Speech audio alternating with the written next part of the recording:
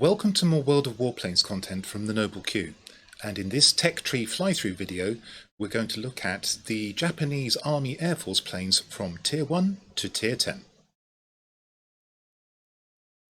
Hello there, and what we have on the tarmac outside my hangar is the World of Warplanes team's representation of an aircraft called the Key 162-3, which was a paper plane and didn't exist, which is the culmination of this Tech Tree Flythrough. So let's go and see what we will be flying. So we get the Tech Tree up, go to Japan, here we go. So broadly the Tech Tree for Japan can be split into two parts, and not just fighters that lead to multi-roles and a pure fighter line, but also Japanese Army Air Force aircraft and Japanese Navy Air Force aircraft. The two services were distinct. And what we're going to be flying, we'll start at the Type 91, which is common to both lines, and then broadly we'll work down this fighter line here, including Nakajimas, Kawasaki's and Tachikawas. But it will also include these heavies. We'll also sidestep during the course of the video to some of the premium aircraft, some of which you can see here. The Key 88 is going to be one of them. There'll be a few others. Now, this is a long video, so I recommend that you take it in small chunks. Therefore, I've put chapters in below the video to allow you to look at any particular aircraft of interest without having to shuffle forwards or shuffle backwards through the entirety of the video. And without further ado, let's jump in. What you're about to see is a Twitch VOD which I've downloaded and cut into this video. It's about 4 hours in length, so buckle up and enjoy.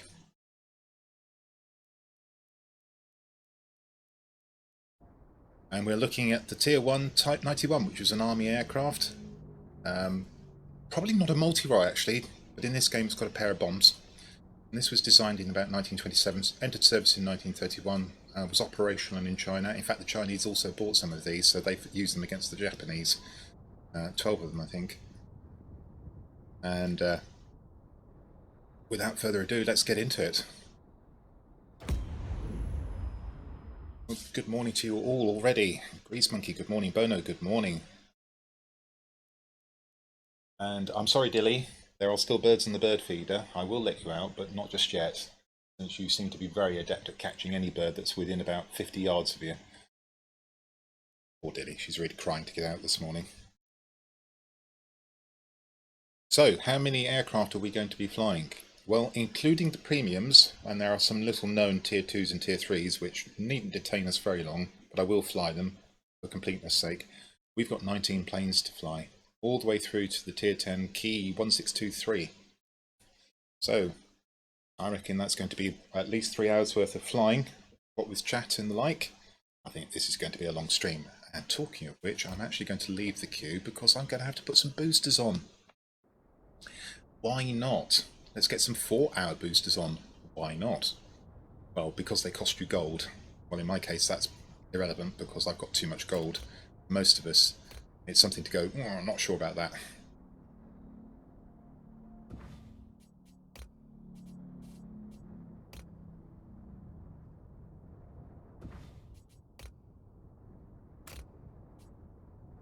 Okay, let's get that final one on. Come on. There we go. Right, 4 hours worth of boosters on. Let's get going. Now, I'm not sure about the wind here. Looking at the trees, they look dead still. I don't think we've got any wind here at all. Yeah, I'm looking out at a very big beam I've got in the...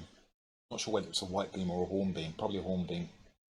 And but not even the leaves are stirring, so there must be a very, very, very slight breeze, if any at all, out there. It looks completely still. The grass has started turning brown, so we haven't had an awful lot of water in the last couple of weeks.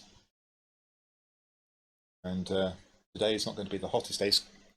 Reckoned it's going to top out around 83. Well, I guess that's around about 27 degrees, 28 degrees Celsius.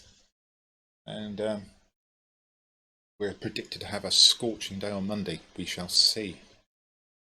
So, this is a Tier 1 fighter, obviously. We're about an hour into server reset, and clearly there's not many people flying. See how we get on when we get in.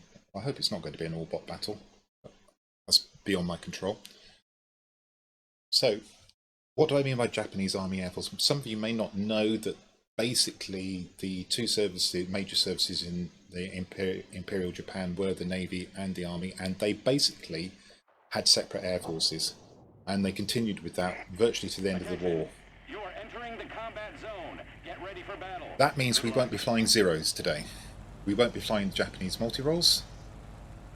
I've got into a Tier 2 battle with a pair of what looks like Seal Clubbers. Well, I hope they fight each other. Okay, let's see what we can do. This is not a very favourable battle. But then, who wants favourable battles? Let's get stuck in. The Type 91. There was a limited amount of collaboration between the Army and the Navy. Interestingly enough, for instance, the aircraft in this game, which is designated J8M, which is a Navy designation, was a shared collaboration with the Army, but they called it the Key 200. Because it's designated Navy in this game, that's another plane that I won't be flying today. But I will be flying all the heavies, I will be flying all the Army air fighters, and I'll be flying the oddities, the Tetri aircraft that were Army prototypes and are in the game as premiums.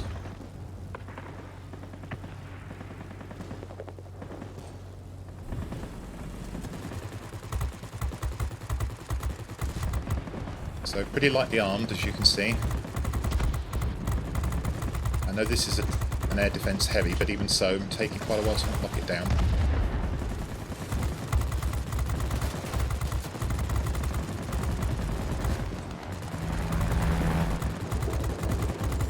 There we go. Got it right. So my next port of call wants to be the airfield, I think.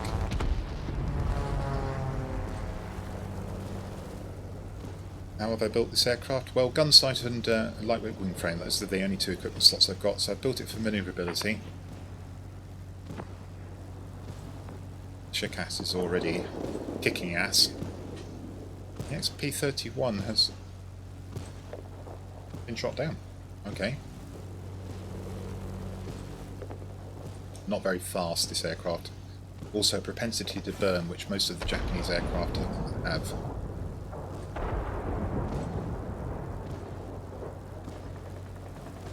Dzień dobry, Jacques Diego, how are you? And Grease Monkey, I see you're flying around, so I expect to meet you a bit later. When around about Tier 6.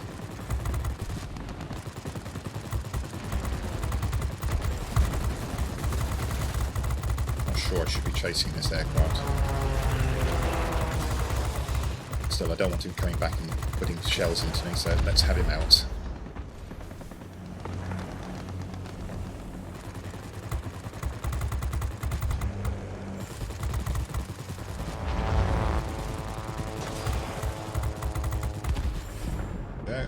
Lost the centre, so we really do need to get this.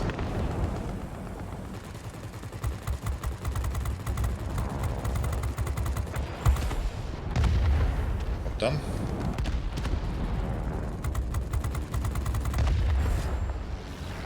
Okay. Right, well, we can't hang about here. Let's go and try and retake that centre. Wow, that AL-65 is putting himself about.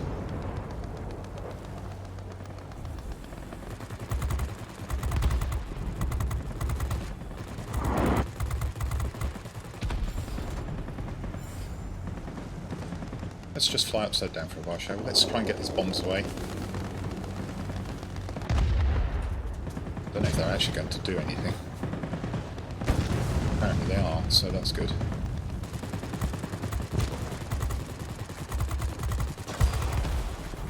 Something on my tail. It's a heavy, so I can outmaneuver it. Probably just fly away from me, though.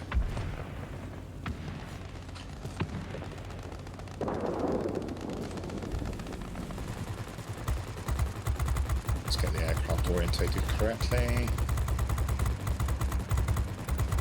Try to get this out, although this isn't really the kind of thing I want to be attacking.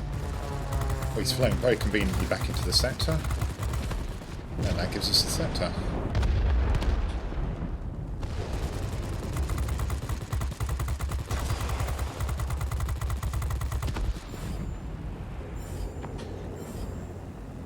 Flying away. Will you come back? There's the SP-31, so I need to keep an eye out on that. Whoops, he's coming for me. Not the SP-31, that's not coming for me, but this guy who was flying away turned round.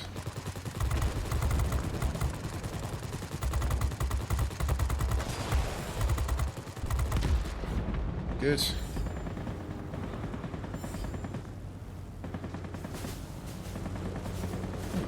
I'll see little so-and-so. Ignored the one on your tail and tried to shoot me.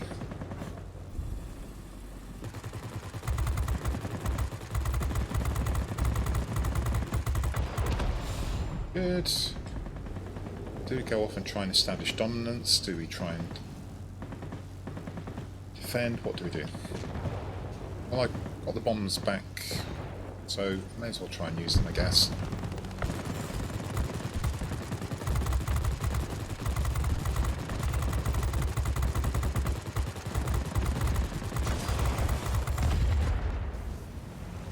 Pardon me.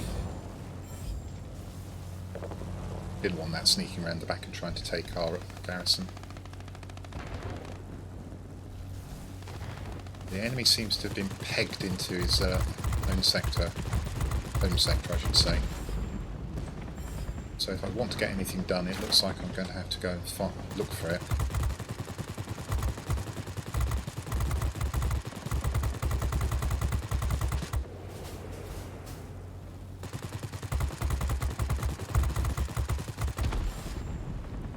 Super duper.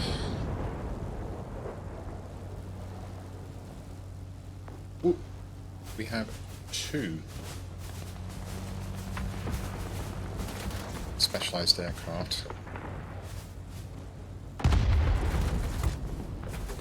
Well, here's the bigger threat, although the XP-31 is a nuisance to have on my tail. Yeah. Unfortunately, I got both of them at the same time there. I took out the one which I thought was more of a threat, which was the AR-65. The XP-31 is now beginning to exert his muscle. However, we've got such a lead, it's probably not a problem. Just need to make sure we don't concede dominance here. It's a tech tree fly-through class of it, so I don't think that anybody would classify the Type 91 as a seal clubbing aircraft. You can certainly see an I-5 Shikas in this battle on my team and an XP-31. I've already shot him down once. I wanted to take out the AR-65 there, because up until that point the AR-65 had actually been more effective for their team. The XP-31 is now beginning to change that slightly. We need to make sure we don't lose this airfield.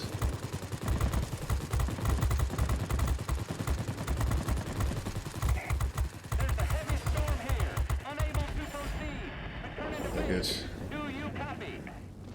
Let's go in and see if we can seal the deal by taking this sector.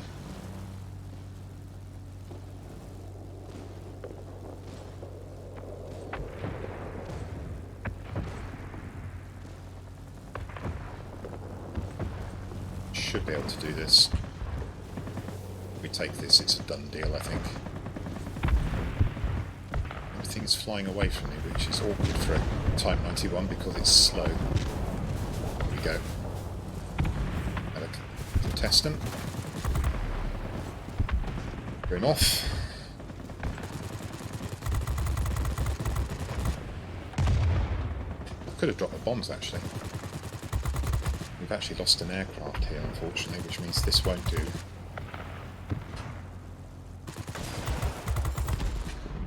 That's if I can get my bombs in.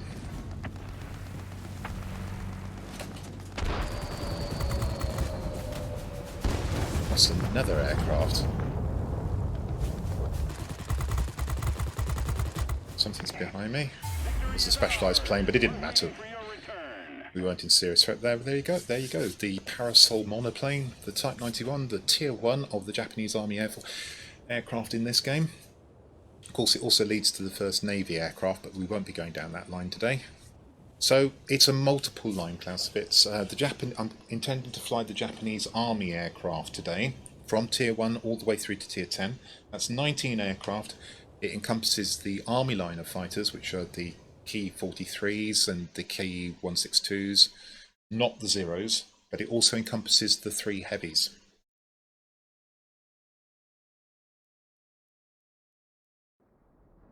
good morning, Zanderholt. So we've got 19 aircraft to fly. Well, 18 now, we've flown one. Let's go and see what we're going to get out of our crate before we continue.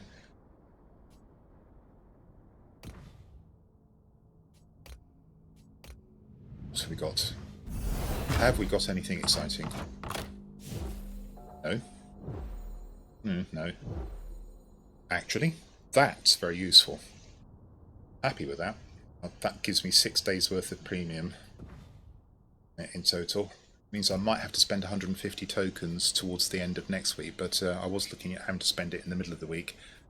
So there we go, we're still on 6 days premium. There we go. Type 91. Let's get the tier 2 aircraft up.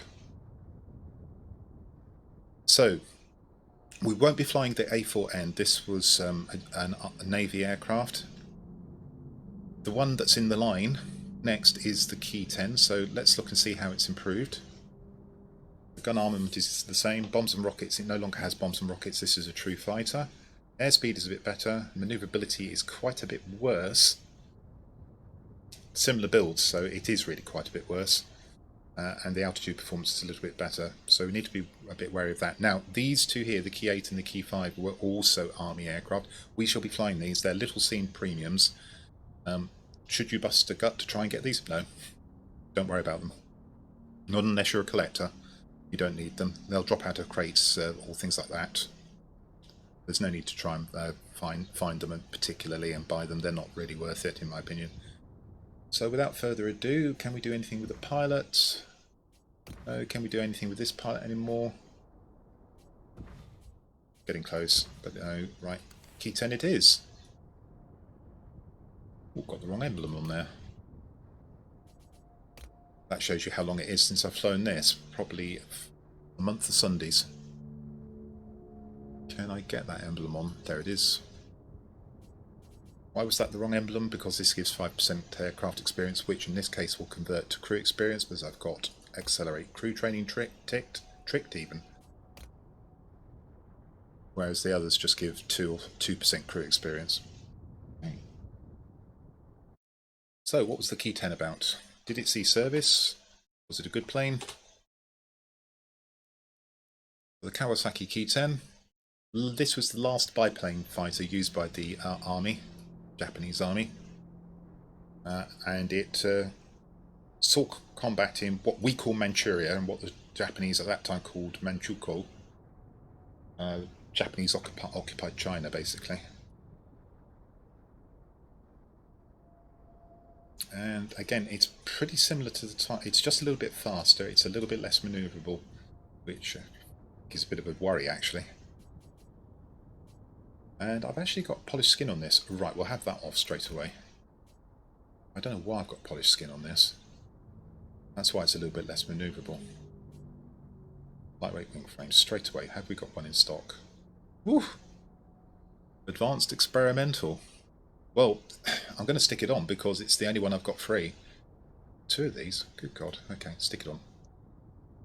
And now we've actually got 91 manoeuvrability, which means it's far more manoeuvrable. I won't bother upgrading it because I'm not likely to fly this aircraft very often. Approved. Not bothered. Okay, let's get into it. The Key 10.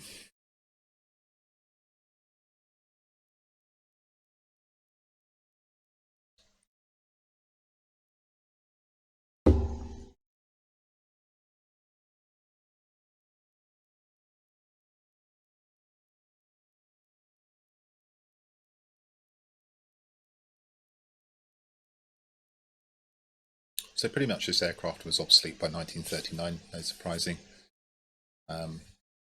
As we went into the Second World War, this was retired for training, but it did actually see operational service in the Second Sino-Japanese War.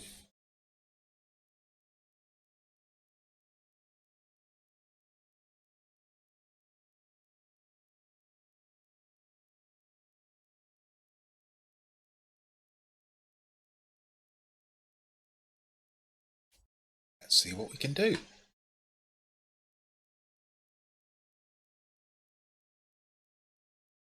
Excellent. Well done, Grease Monkey.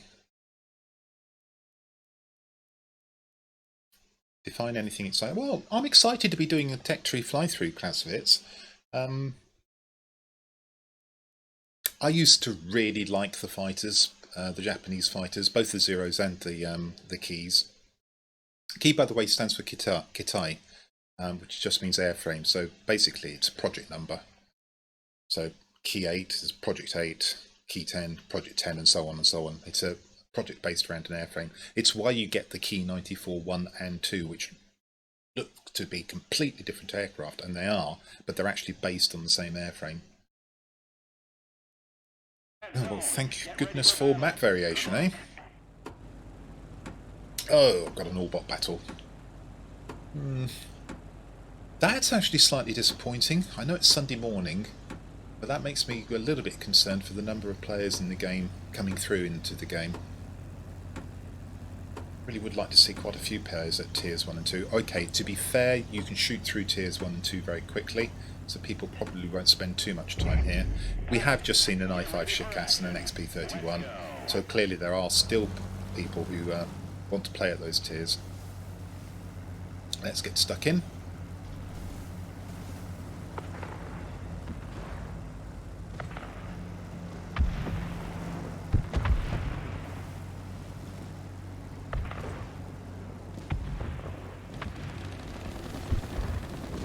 Take on the heavies first, I think. Again, you can see pecking away at aircraft rather than demolishing them.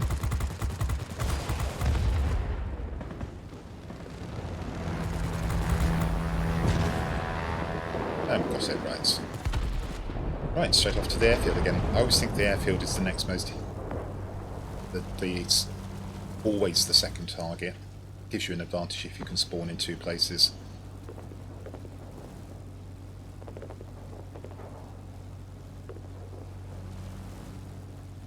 So to those of you who've joined in the last few minutes, good morning to you from what is a sunny UK.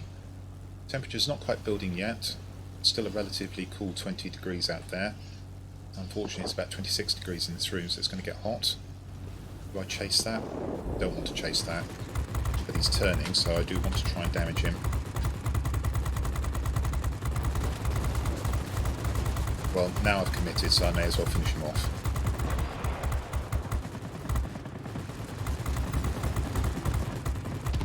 Okay.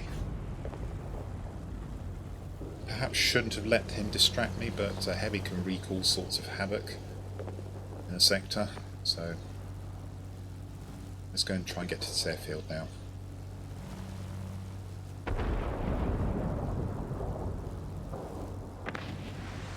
Yes, well, I tend to try not to fly the ship. Oh, crikey, got it without me. I'm redundant, folks. Right, picnic time. I'm just going to sit back and watch my team win this. I try not to fly the Shitcast because it's grossly overpowered. That and the XP31 are aircraft which I think are very unfair for new players to meet, and it can discourage them.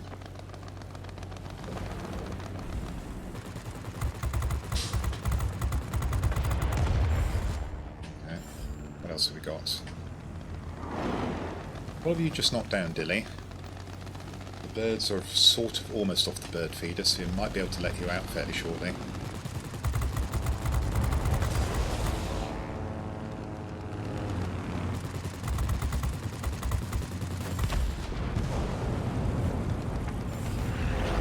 Close.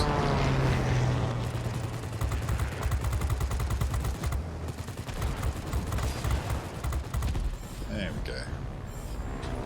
Let's just farm the damage that we can.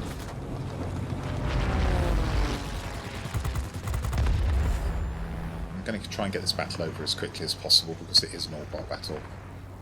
I'd like to move into something more substantial. Don't have bombs, so it's all aircraft that I've got to shoot down.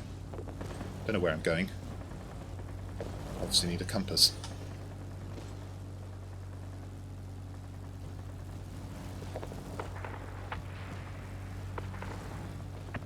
Gunders, yes, low tier for the moment. Let me explain. It's all explained in the stream title, everybody. If you look at the stream title, you'll see why I'm currently at low tiers. This won't be for the rest of the stream.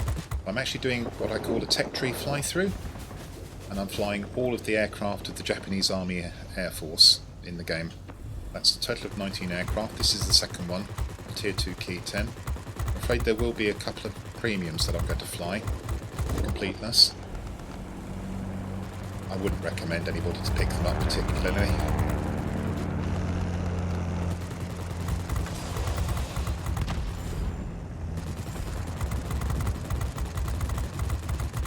But we will be working our way through to the Keys 162s, Tiers 9 and 10.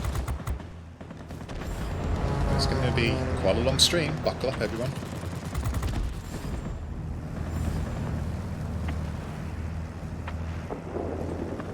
And in the interests of trying to advance things, let's go and try and get dominance. Try and get this game over as quickly as possible.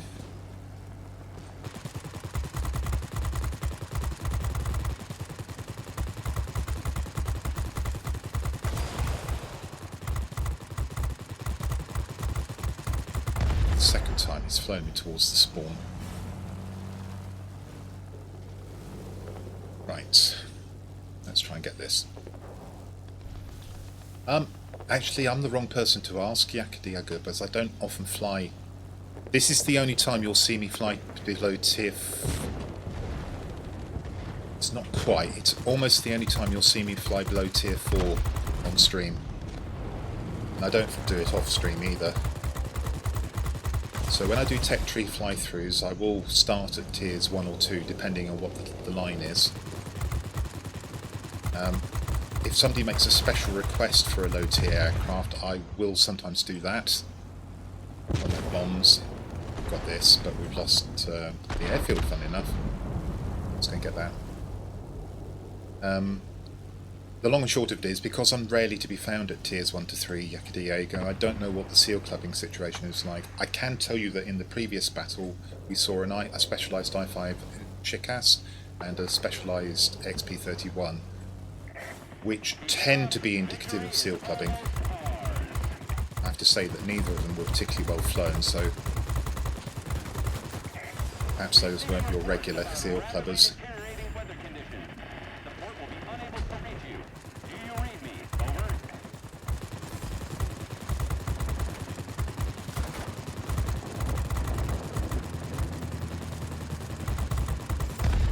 Pretty lousy shooting there, but got it in the end.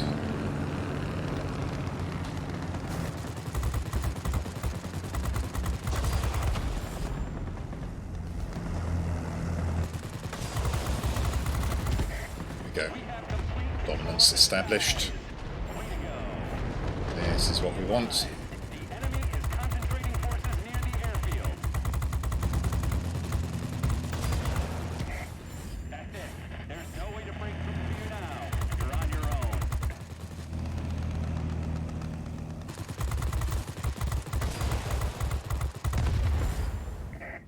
Okay.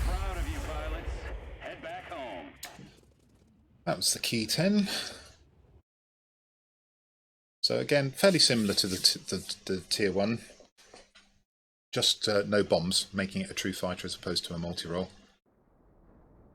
Now we've got a couple of premiums. And straight away I'm going to tell you that I don't think you need these premiums. Don't be too bothered by them. So the first one I think is going to be the Key 5. These are army prototypes that never made it through, if I remember correctly. Let's have a quick look. Kawasaki Key 5. Experimental low-wing monoplane fighter. Here we go. So what advantages has this got over the Tier 1? Well, the gun armament again is no better. What do we have in terms of bombs and rockets? None, because it's a fighter. Survivability is slightly better. Airspeed is much improved. Manoeuvrability, well, we'll deal with that in a moment, but in theory it's certainly no better than Type 91, and altitude performance is a bit better. It was never produced, and this was the last design produced by Richard Voigt before he returned to Germany. He was the head of the Kawasaki Design Bureau before a Japanese national took over. Okay, so we have got a lightweight wing frame and a lightweight power unit, so it is less manoeuvrable. We won't bother trying to increase these. We're going to try and keep fairly fast, but we should be able to engage in aerial dogfighting with the right aircraft. Let's go and see what we get. Do we need this? Do you need this Key 5? Is it a monster aircraft? No, it's not. If you must have a Tier 2 premium, your go-to aircraft are definitely the I-5 Shikass and the XP-31, because they're overpowered.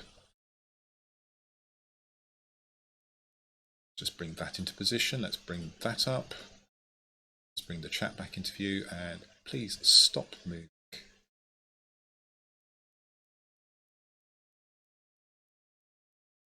I managed to separate my Ooh, this is a rotten map.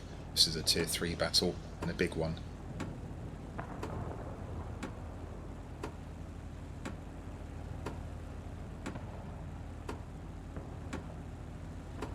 Okay, so I don't expect to do particularly well in this battle. Mining plants, airfield. They've got an overpowered P-38. Get ready for action. Let's go. I haven't got heavy weaponry. We'll do what we can. Try and stay relatively high. Try and get the garrison first. Try and put pressure on that way. AR-67. That's a pretty good premium aircraft as well.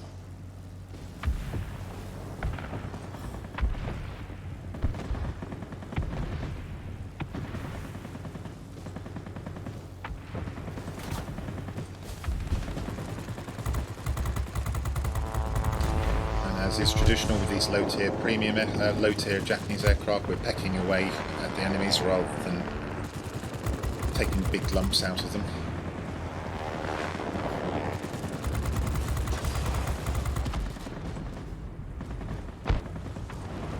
I'm actually glad I came here now because we're not getting this very quickly.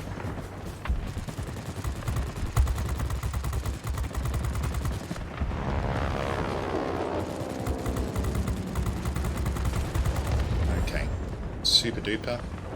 We've got the airfield as well, that's useful, but it's all about the plants. Well, to be fair, neither team is doing particularly well on the plants, so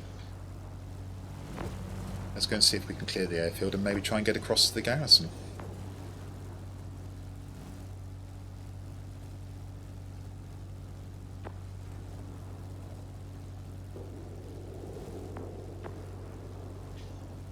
Billy, I'll consider letting you out after this battle.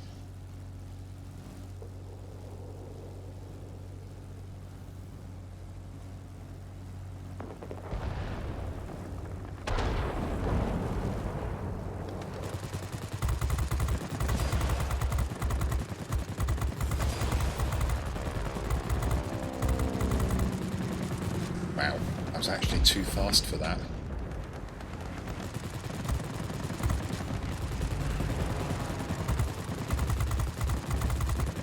Should have kept going straight. I know that's a fine aircraft, but it's not going to win against turn fighters.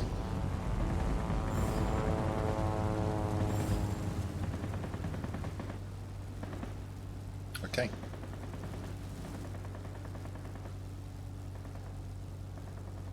Still, I actually would be better going to a plant. The trouble is I'm so near this garrison now, I think I've committed.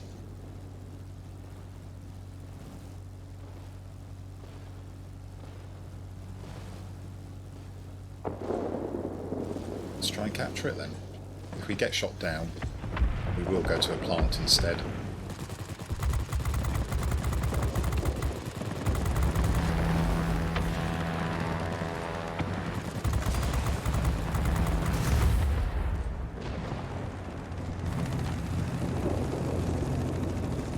Really? Well, my first question is, why are you not at a plant?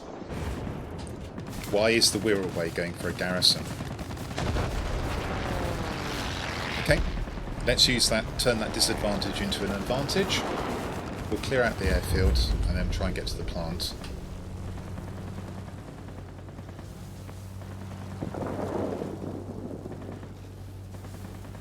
What a pain. What an absolute pain. So the Wirraway is doing all the wrong things. And in addition to that, managed to find a way to wipe me out as well.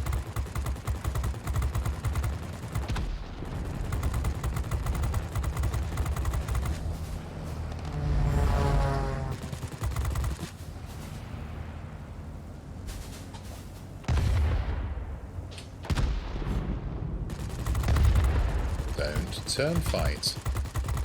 Learn your lesson. And we've now lost a plant. And we're going to lose the other plant. So in fact, actually this game is now going extremely badly for us. Where is the Wirraway? I spent too long clearing out this airfield.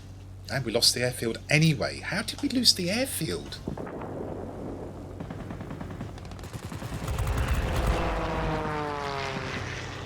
That doesn't make sense. As far as I can tell, we shot everything down at the airfield. Really, I missed something somewhere.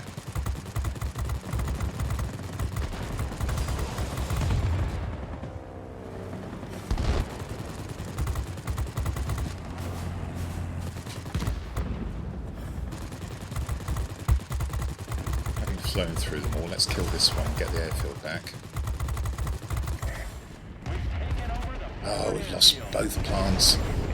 Where is that idiot Wirraway?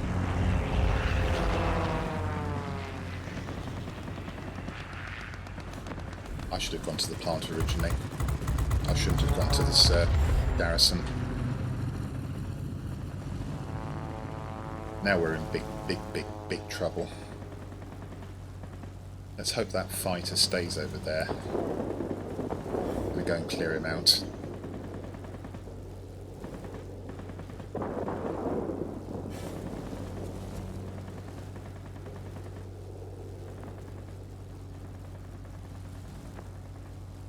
It's a bot as well.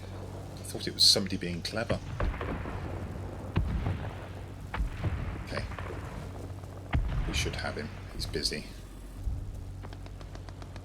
He's gone anyway. Right, there's nothing I can do here. Where is the Wirraway? I hope that's the Wirraway. We'll soon be unable to provide support. Do you copy? Over. How many ground attackers have we got? 3, 4. I've got an awful feeling that's not the Wirraway. I've got to go back to the centre.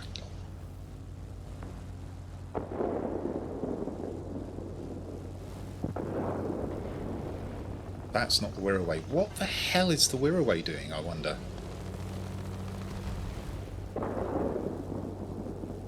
Well, I hope that's the Wirraway over there, plant over there. We cannot support you any longer. We'll go and take the garrison. Do you copy? Over. Ooh.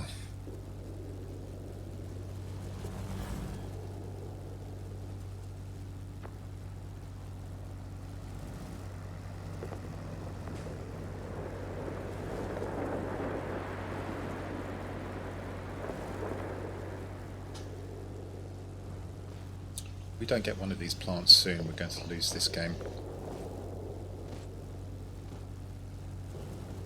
Sadly. The enemy is about to win. Push harder.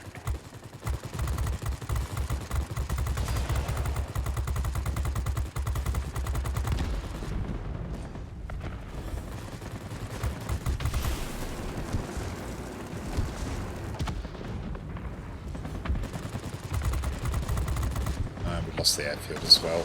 Looks like if I'm not present in the sector, we're in trouble.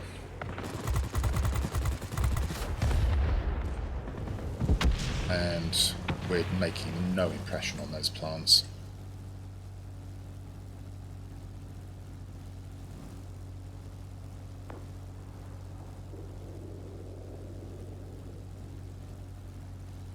I can only see 3 ground attackers. Pegasus is down, so that must be the Wirraway over there, plant. Game's over. Lost it. Wirraway made a bad mistake at the start.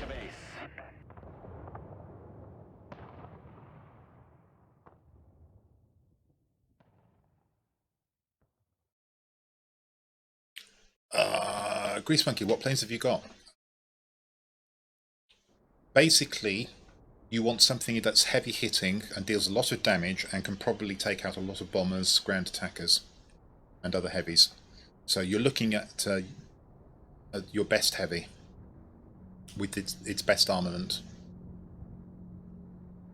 So throw me some options that you've got. I wouldn't do that in fighters. You know I did it in the javelin, but that's a special case. And I don't think you've got the javelin.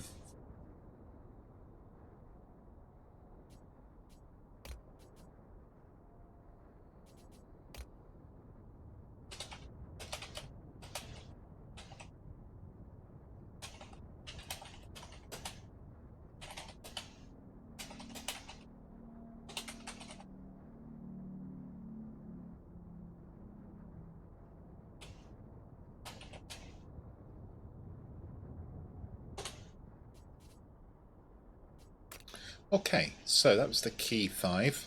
You sort of like okay as a Japanese fighter, but nothing special. Do you need to make a special effort to get this? No, you don't. So let's look at the key 8. And what was the key 8 about?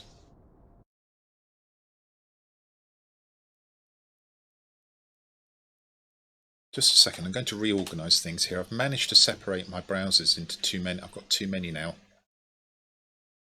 Let's get that there. Let's get that there. Let's get that onto mod view. Now let's close this browser down. Get rid of it. Thank you very much. Twin Mustang with big guns, not bad idea. Have you got an ME410? That would be perfect. You're still only going to do 5,000 or 6,000 a battle, perhaps, at most. But yeah, Twin Mustang, not a bad suggestion. What else? ME262, have you got that? Not yet, okay. You've probably only got premium heavies, haven't you? Well, the Mustangs, well, put it this way, they're a reliable source of damage, so that's not a bad suggestion. And let's get back to the key 8. They're easier to aim, the machine guns as well. That might suit you really well. Okay, so this was an attempt to convert a Japanese army aircraft, a Japanese Navy aircraft, into a land-based version. I think. So it's all metal, gull wings. Again, the armament is not great, as we can see. Still on the key 5. Did we just play the key 8? No, I've lost track now. Did we just play the key 5? We played... Here we go, this is the one we want to play. Beg your pardon, everybody. Oh, this has got the wrong emblem as well. Let's get that sorted out just before we do anything else. DDD, let's get that one on. And basically it's a conversion of the A4. Well, actually no, it's a two-seat modern monoplane fighter, all metal construction, low gull wing. Not heavily armoured. What advantages has it got over the Type 91? Again, you can see the gun armament is actually even poorer at Tier 2 than the Tier 1. It does actually...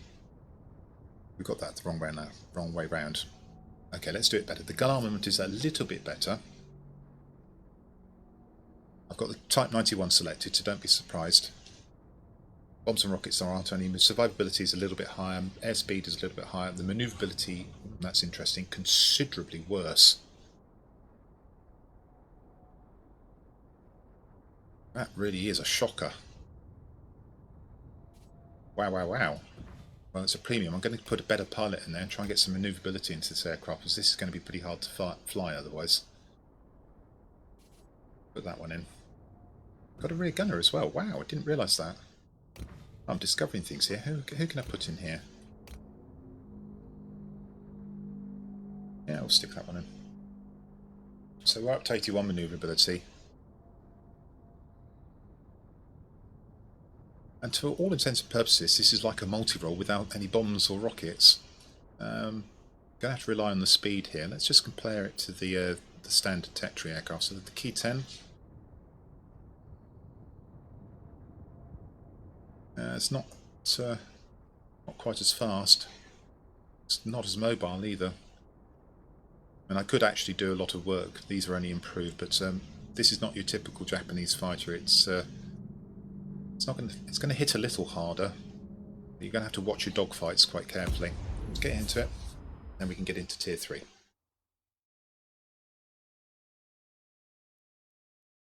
So this project was cancelled in 1934.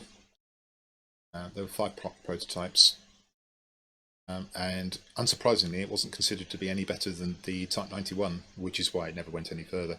You can see that the stats there somewhat reflected in this Tier 2 not being very much better than the Tier 1.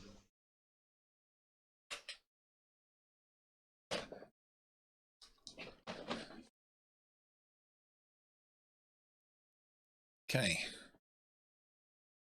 let's get back into see the chats.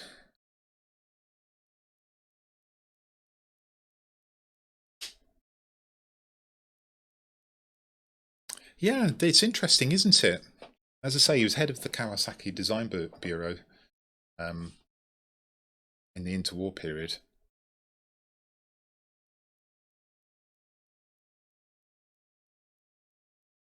Yeah, that's why I'm suggesting, Grant, you're absolutely right, that's why I'm suggesting a heavy, so if there are bomber flights, you've got a chance of getting up to them and demolishing them and getting that damage.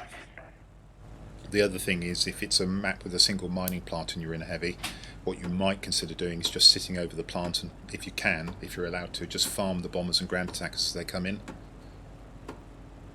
That'll get you high amounts of damage as well. Okay, so we're going to a command centre, and it's going to be this one. Here we go. We've got two, well, okay, we're going to struggle against the XP-31 if he's in the same sector. You are approaching the front line. Off we go.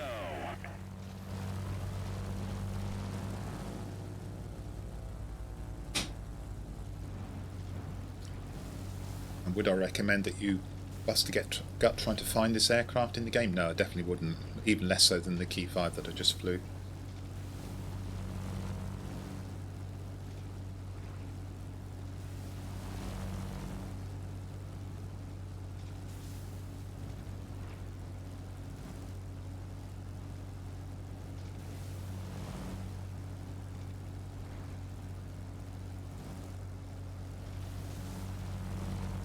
It really feels to me as if this aircraft ought to have some bombs.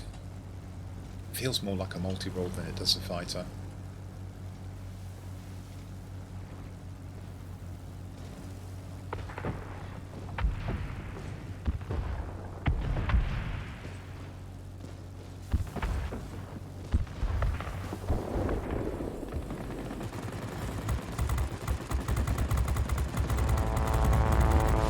Doesn't really feel like you've got that much extra firepower either, even though in theory it's 50% better. Oh, rats, the XP-31's come here.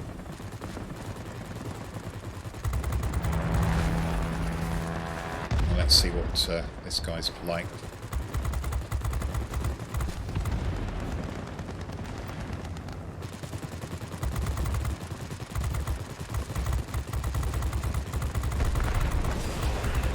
He displayed zero tactical awareness there.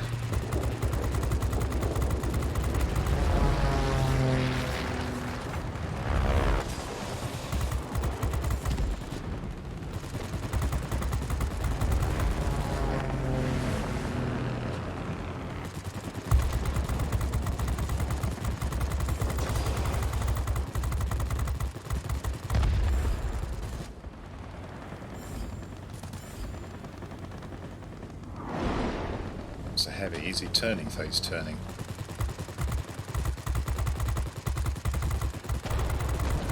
This is going to take a long time. This is an FW-57 with a lot of hit points.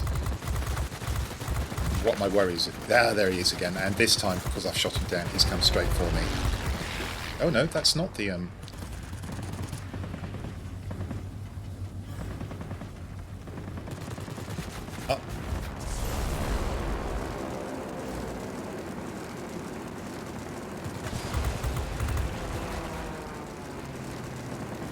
Still out turning, but even though my tail is down.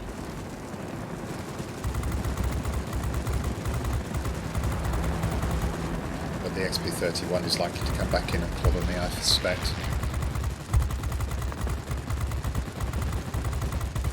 Oh, that's so frustrating. I shoot him down and we still lose the sector. Enemy bombers detected. Destroy them. almost no health with which to take out. I'm probably going to lose the aircraft to the rear gunner here.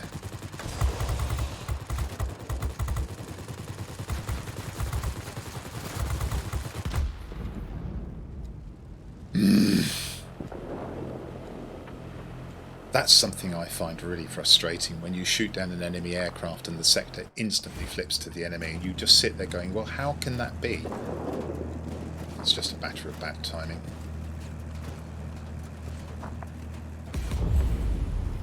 I'm going to go to the other one. I'm going to try and get this one.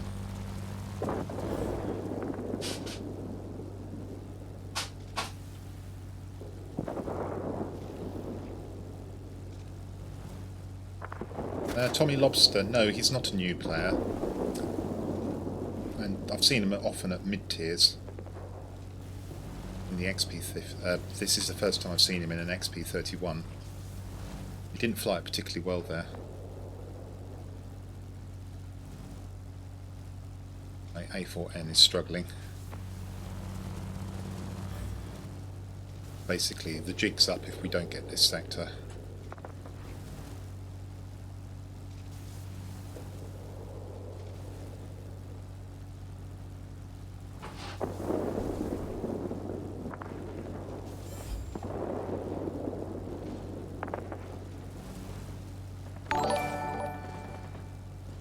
Kikitia 11. Welcome to the community. Thank you for your follow. Lovely to have you along.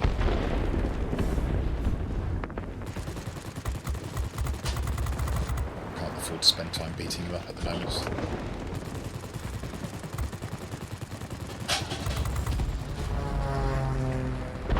Trouble is, I know that he had a very good... Yeah, he's hunting aircraft. So we do need to take him out.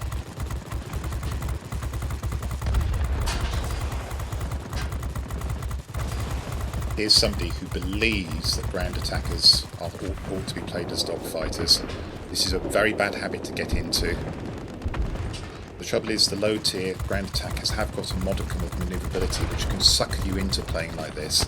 Play your ground attackers like this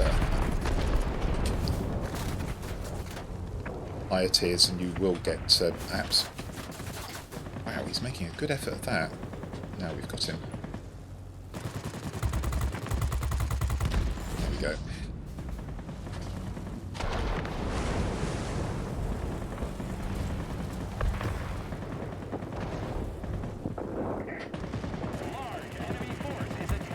I don't want to be shooting him down. This is the one I want to shoot down. Oh, we still haven't got it. Goodness gracious. I have to work ever so hard for receptors here.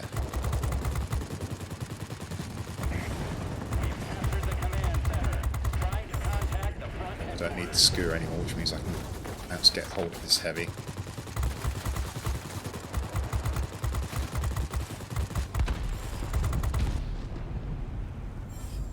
Okay.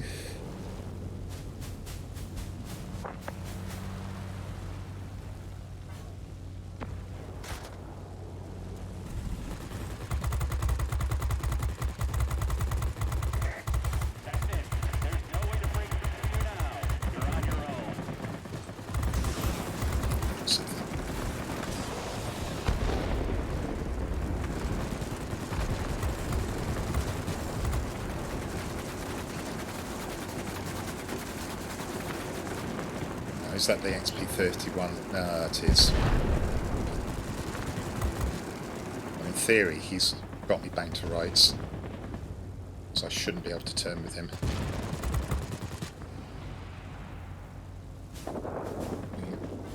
He's given up.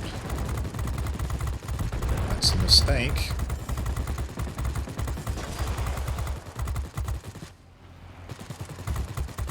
Wow, I did not expect to win that engagement.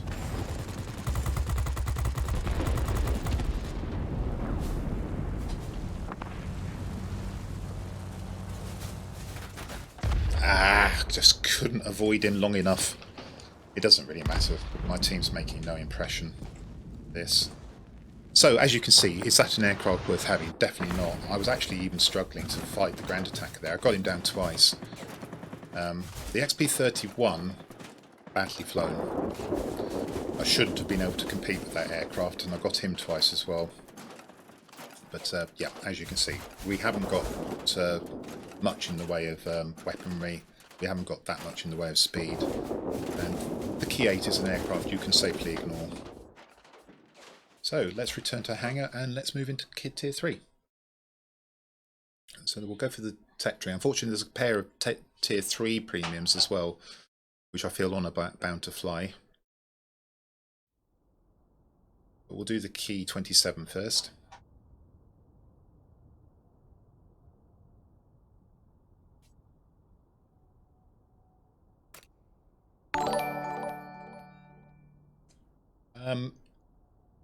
Interesting. CWTCHJ, QuitchJ is what I'm going to say. Thank you for your follow as well. Welcome to the community. Nice to have you along. So let's get rid of the Tier 1s out of here. And we'll look at the Key 27. That's the tech tree aircraft. Okay, and we'll compare it to its predecessor tech tree aircraft, the Key 10. What's this got going for it? Well, if I can start, I can tell you I've built it wrongly. We'll get that sorted in a moment. So it's got less manoeuvrability. It's got more manoeuvrability in theory than the Key 10. And that's with a bad build. We'll sort that out in a moment. Airspeed, it's quite a bit faster. Survivability, slightly stronger. Red figures here mean that the Key 10 is actually worse, by the way. Altitude performance is quite a lot better, and the gun armament is fairly weak as well.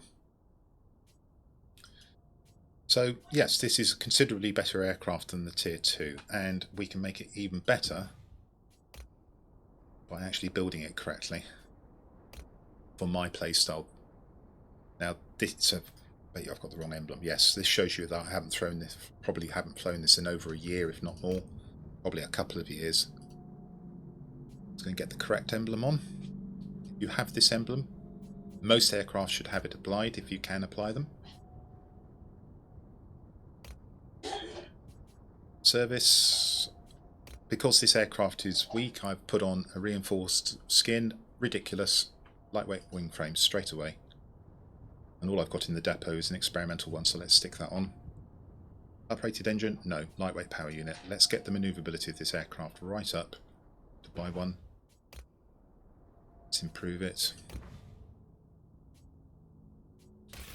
That'll do. We won't go any further than that. And already you can see we're up at 103. This is where we start getting into the highly manoeuvrable Japanese aircraft with low altitude performance and low survivability.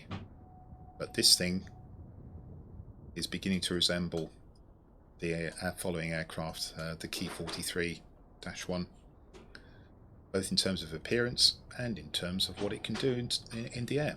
Let's go and battle it away. Cooch. Sorry, beg your pardon. Bodida. I realise you're English, and sai sedui. I'm not Welsh. Funny enough, my heritage is not English either, although I sound like a very plummy Englishman. My parents were Scottish. Yeah, it's a good word. It's a good choice there, Cooch J.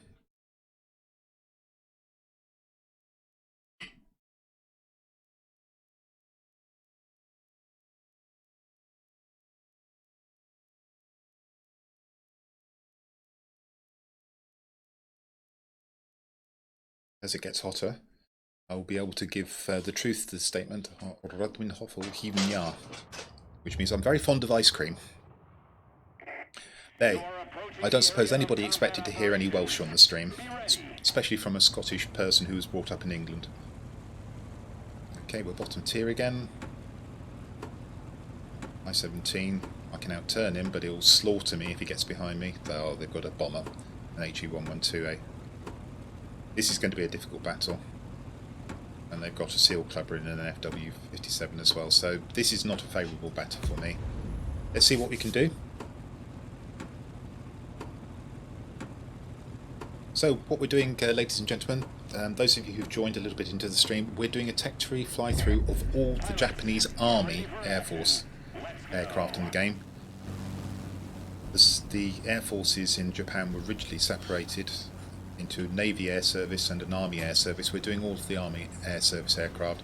So a total of 19 planes. We've already flown 1, 2, 3, 4 I think, so we've got 15 more to go.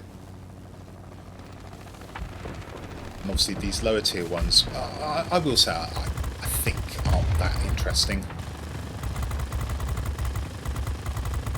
This one is beginning to show the characteristics that you would expect of a Japanese fighter line though. Highly manoeuvrable plane. Can't honestly remember what the two premiums are about. That's the Key 33 and the Key 18. I don't think they're as good as this one though. But we will just fly them so you get a sight of them. Then we'll start getting into the more interesting stuff, which really starts around about Tier 4. The Key 43-1, which is one of the best fighters at Tier 4, although very fragile.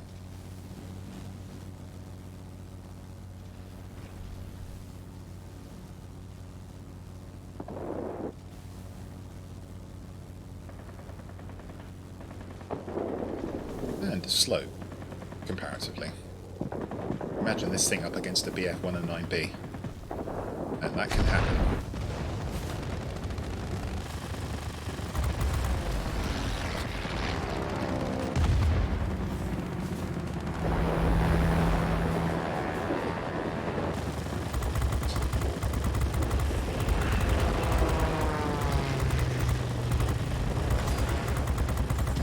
There we go.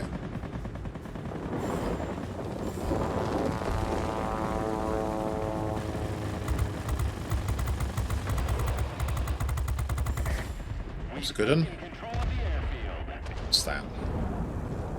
Oh, whatever it is, it's just turned away. No! Oh, what on earth do you have to manoeuvre like that for? Let's go and pick up repairs.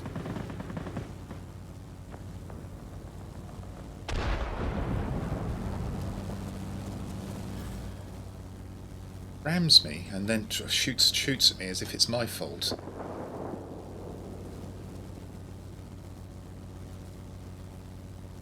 Wasting valuable time where we could be trying to win the game.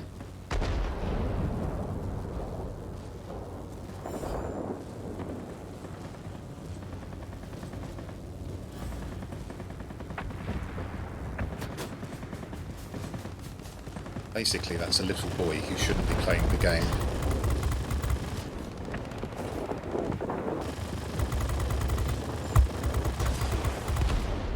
And unfortunately for him, this is going to get immortalised in a YouTube stream, so what he's just done is going to be on display forevermore.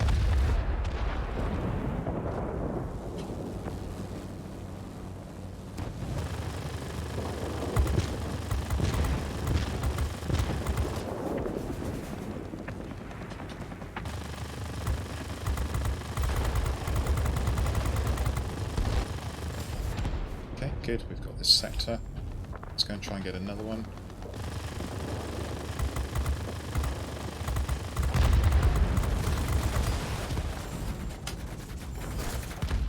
Oh, I-17. I called it right at the start, didn't I? I said if he gets behind me, he'll massacre me.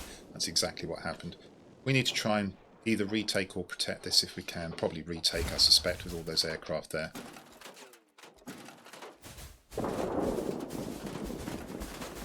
Yeah, a retake it is. Good luck it won't take too long with this manoeuvrable aircraft.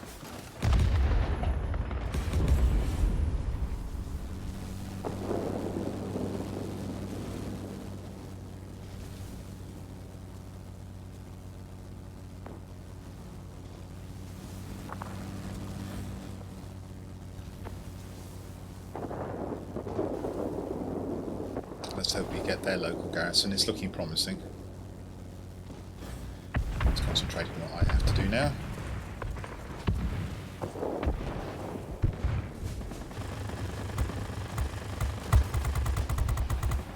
Chat for the heavies, which I've just done. Now we should be good to start shooting down aircraft.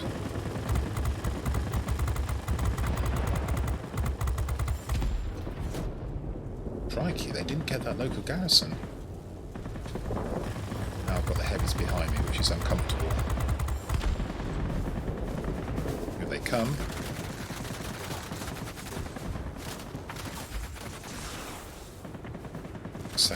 actually got quite a bit on me.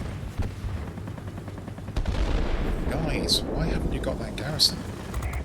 Receiving reports about rapidly deteriorating weather conditions. Support will be unable to reach you. Do you read me? Over. Where's the other one? Coming right at me, I think.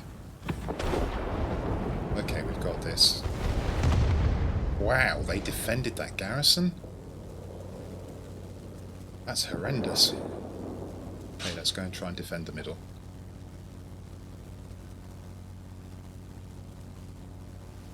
Let's quick look at the bird feeder. I've still got sparrows on there, so can't do anything about the bomber.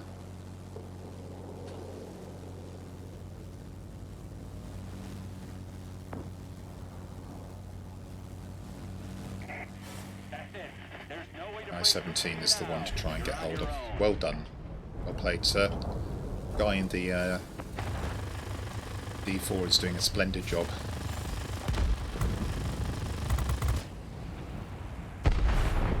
Ah, we've still lost it.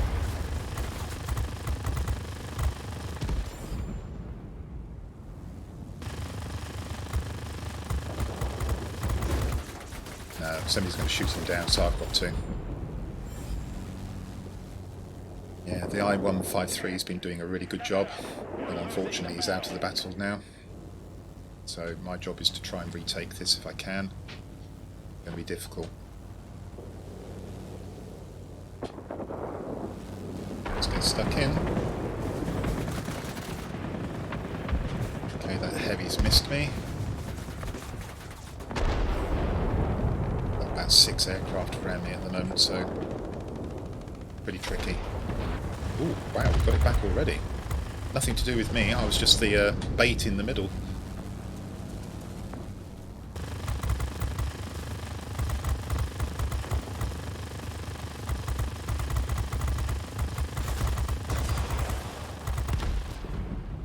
Now I'm going to need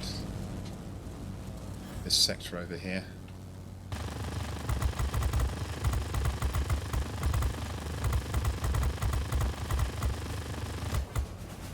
Afford to ignore that.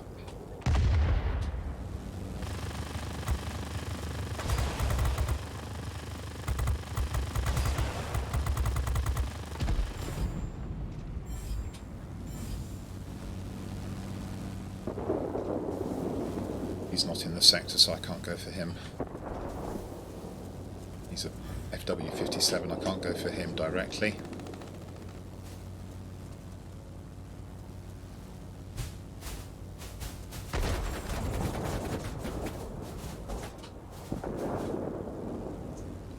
Came in.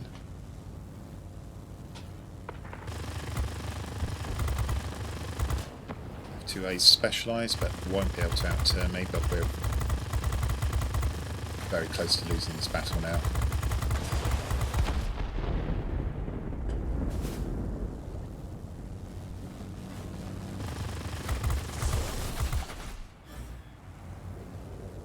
Oh, this idiot's trying to shoot me down again. This absolute moron on my side is trying to shoot me down when we need this sector to win. You absolute stupid idiot. We need this sector to win. This guy's a troll. Pilots, we are losing the initiative. Push harder. What a moron. He'd rather lose the battle and shoot me down.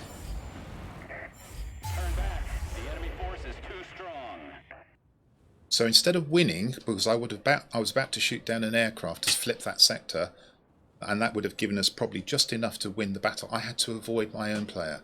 Right, let's get into the next aircraft. We'll play the Key 33 next. So let's select it and then compare it to what we've just flown.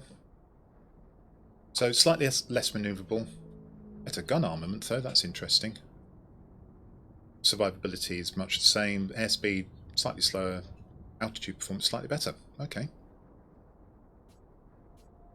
I've got the right equipment on it this time. Won't bother trying to improve that. Let's go. So it's an okay premium, this one. But again, it's tier 3. I wouldn't recommend you going for it.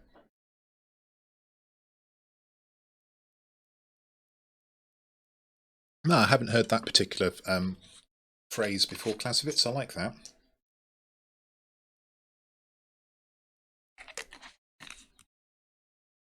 Yeah, that's possible Holt housing. My interpretation was that having rammed me, he blamed me for him flying straight through me and tried to take revenge because he's got anger issues. And then right at the end of the game, when he found me, instead of let's win the game, no, I'm going to shoot you down because I'm angry and stupid. But you may be right, maybe he was just going after a streamer. Attention! You are entering the combat zone. Get ready for battle. Good luck. Okay, so bottom tier again. Highly manoeuvrable. Bad map for me. The important sectors are the military bases, and I'm not very much use of the military bases. This is the guy who performed really well. No, it's not. It's a different guy. Okay, tough battle coming up. I'm going to have to go to the airfield first and see how we get on. I don't know. The point is to speculate. The good thing is I can say to you that that sort of player in this game is few and far between. That's a pity because, as I say, this stream, Tetri stream, is going to go up on YouTube, and I have to feature an idiot like that on it now. I'm almost tempted to edit that battle out and substitute in another one, just so he doesn't get a moment of glory.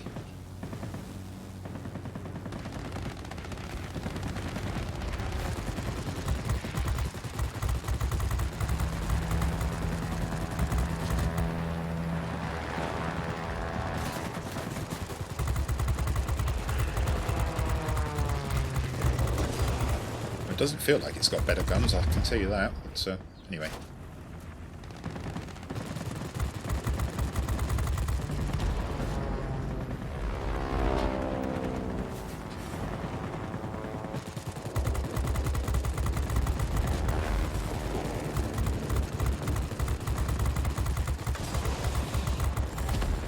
Nice job, team.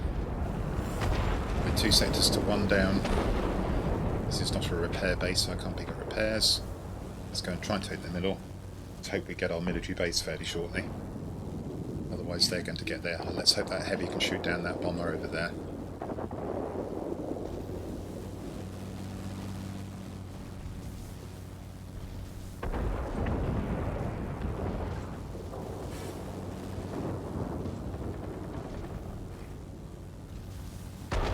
Oh dear.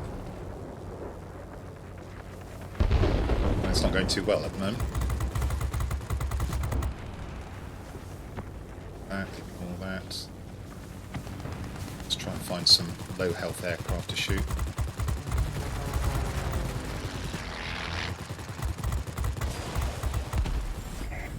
The enemy is launching rockets at us from the military base. Take action. I've got too many on me. I can outturn one, but I can't take on multiple aircraft.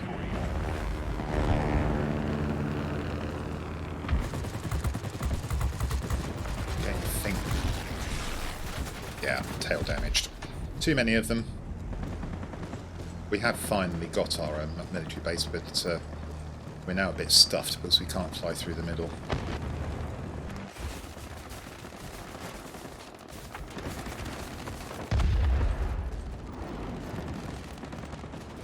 Also, I've mentioned before on stream, this mouse is too small for my hand. And when I was trying to press the fire button there, I was actually pressing the yaw button as well, which was throwing me off.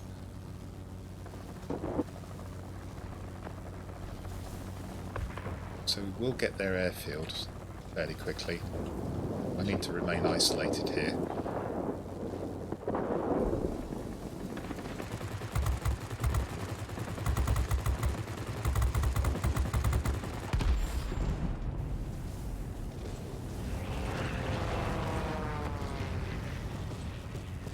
Flying over here not just to take the ground attackers, but because I will be going to the airfield. I think the middle's a dead loss for us at the moment.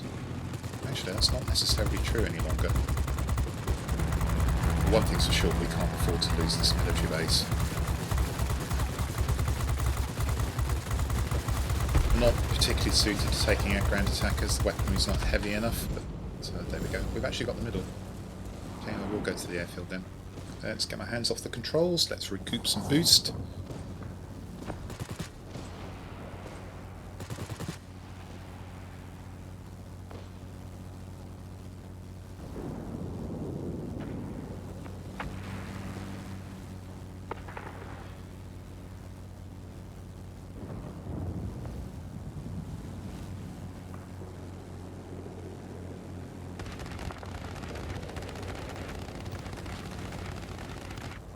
He's busy. Worth shooting him.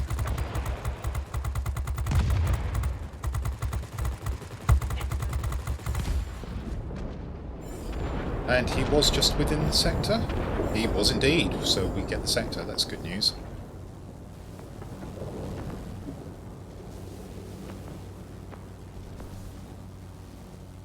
Oh, we lost the other airfield. Okay.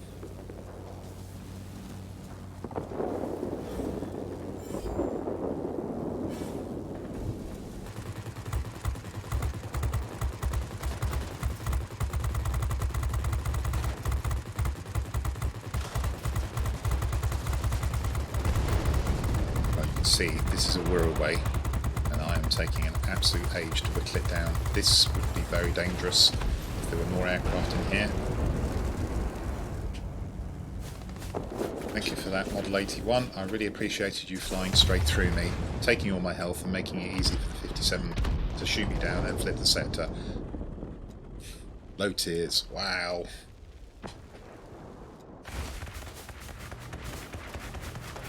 Got the sniper view on, flew straight through me, ruined my aircraft, and helped the enemy by making me such an easy target. The 57 took 2 shots to shoot me down.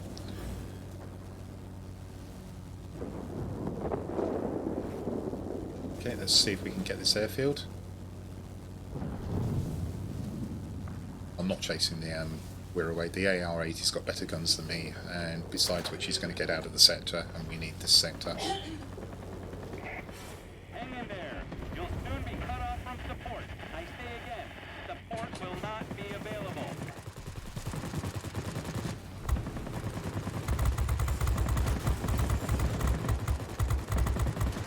We've lost another sector. Time to kill is far too long on this aircraft.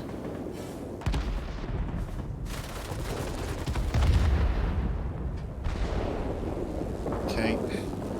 Yeah, we lost the other airfield now. Let's go and try and take the centre. Basically, we just aren't able to defend and capture quickly enough at the moment. Okay, we've got the centre back fairly quickly. That's good news. Let's see if we can get that airfield. There's a heavy storm here. Unable to proceed. Returning to base. Do you copy?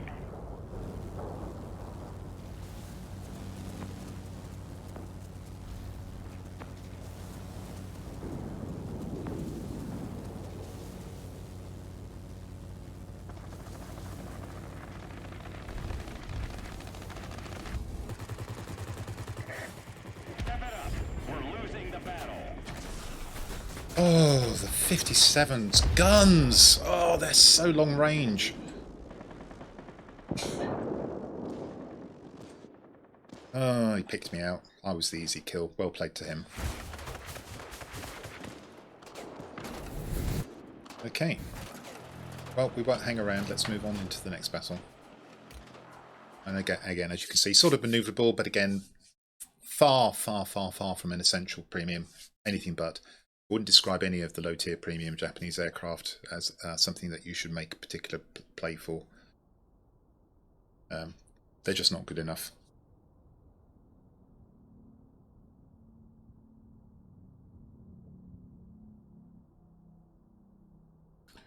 Okay, so that was the Key 33. Got the Key 18 to look at as well. Where are you? There. Highly manoeuvrable. Let's get a good pilot in. 2. More manoeuvrability. Let's just compare it to the KI-27. better gun armament, similar manoeuvrability, airspeed is about the same, altitude performance very slightly better. You can see much of a muchness again. Let's get stuck in here. And then we're through what I would call the less interesting part of this stream.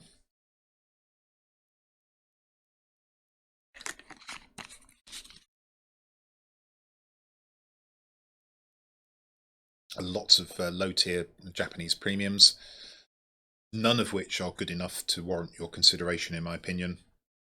They're not distinctive, they're not powerful. But the next aircraft coming up on the right map is a little beauty. Hello, basemen. Yep, I'm definitely moaning. Okay, so for once we're actually top tier. Oh, we're not. Again, we're actually bottom tier again. Okay. First port of call is the airfield. I know I'm nearest this, but this is much more important. And we'll probably try and concentrate on at least these two sectors, and maybe this one as well.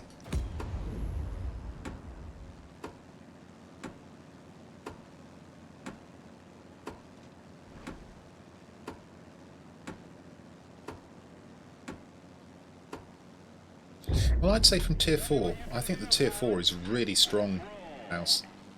Tier 5 is really strong. Funny enough, the Tier 6 is actually a tricky aircraft, the Key 61. We've got a heavy to fly before that though, so we get some variety into the stream as well when we start getting to Tier 5.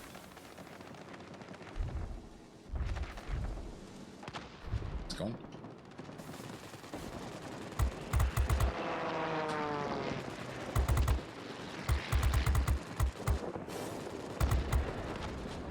Okay, got that. Good. Let's go and get the middle.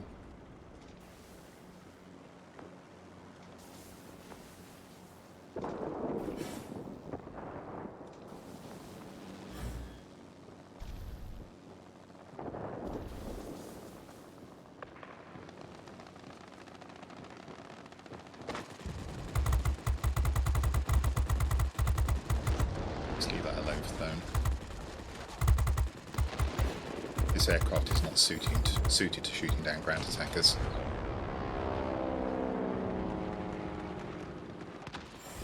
Okay. Didn't really need to throw away your hit points there, I thought. Ramming that, I suppose you couldn't avoid it.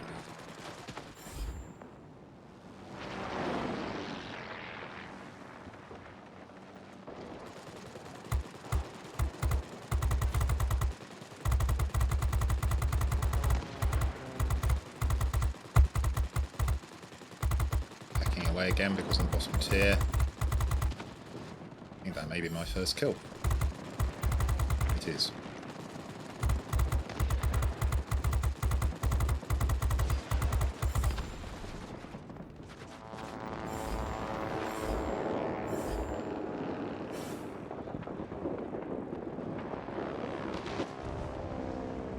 He's built his Bristol well. He can really turn. He's found out that he can't turn well enough, though. And away he goes. Right, let's not bother with that. Let's go and see if we can contest this airfield before the enemy get it and got to get a second spawn point.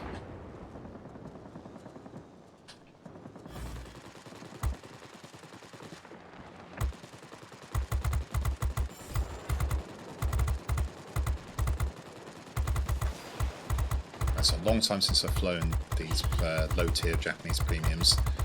Frankly, I can see why. They're pretty unexciting.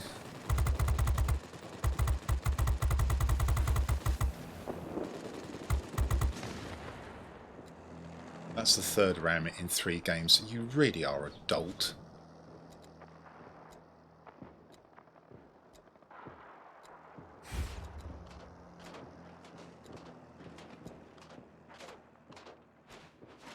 Oh, Fallen Angel is in this game. It wasn't Fallen Angel who just wiped me out, it was Iron Fist.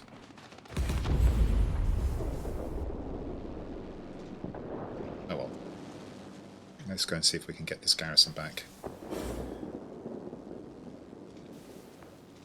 Didn't know Fallen Angel played on the EU server.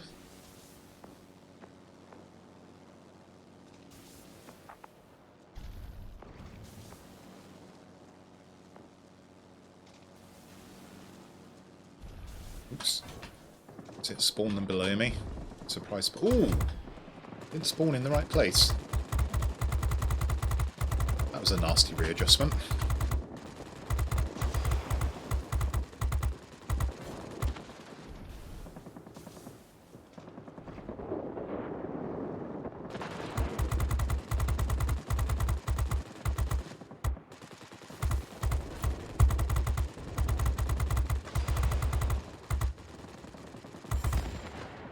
What's next?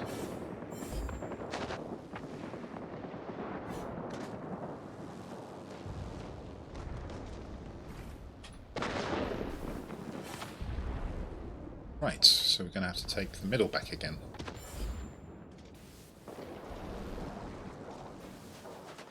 Hello? What's that? Oh, you shouldn't have come looking for me.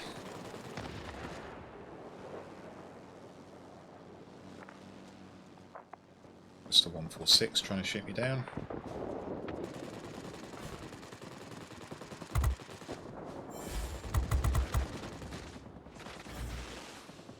The heck was that just took my wing?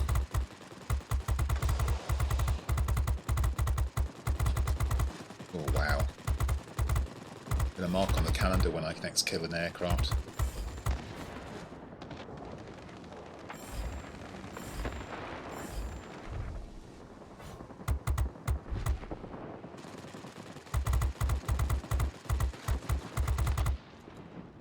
Yeah, air guns took me out, but we're making progress.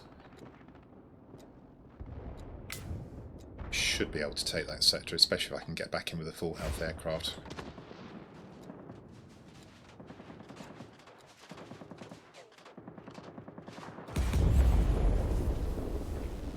Looks like we may take the airfield anyway, so... maybe not.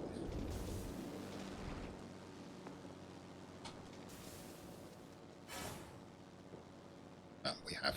Okay, good. And say hello to the Bristol again.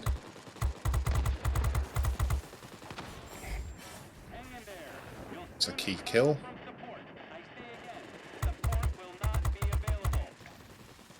And that's the sector flipped.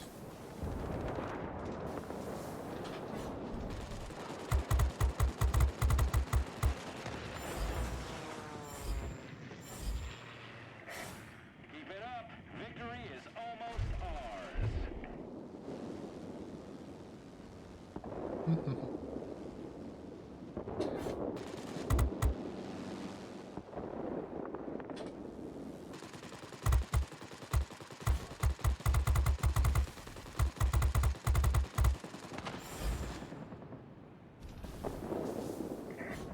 It's all good. Support you any longer. Storm is too heavy. Do you copy? Over. Heavy looks like he's going to go down. And I've got some adverse ping. There we go. Well, my contribution has been useful, I think I would describe it as. Down tiered again, so he's going to burn out, so he's gone. I've done okay in a bottom tier again, so there you go. Is that an exciting fighter? No, very far from it. There we go. Fallen Angel. Well, thank you for carrying me there, Fallen. Pity your compatriot, not your compatriot, your companion playing the same aircraft decided that wiping me out in the middle of the battle would be a good idea. Fallen Angel, do go and give him a follow. Normally to be found on the NA server, but playing the EU server this morning. Okay, I think we have finished with the low tier aircraft below tier 4. We can now move into where I think things start getting interesting. So, let's get up to tier 4. That's the Navy aircraft. The Key 43-1. What's this got? It's got a pair of really, really nasty long-range cannons. You have to manage them carefully, but they do lots and lots of damage. It's highly manoeuvrable. Catches fire very easily, has no altitude performance. This is an aircraft to defend a central airfield. This is not an aircraft to go after things like military bases, and certainly not mining plants. But it's an excellent fighter at Tier 4. I'm not even going to compare it to the previous aircraft. It's just, take my word for it, it's vastly superior. It's a big step up. And it's good enough to actually hold its own in Tier 5 battles. So, if you like, that was the hors d'oeuvre, everything that we've done thus far. Now we're getting into where the aircraft start differentiating and start becoming interesting. So we've immediately got a Tier 5 battle with a couple of military bases. Okay.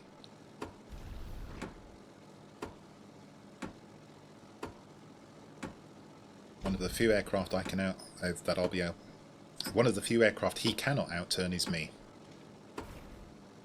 However, if he gets on my tail, he'll shred me. Where are we going to go? Well, I don't think there's any point in going to the military base, personally.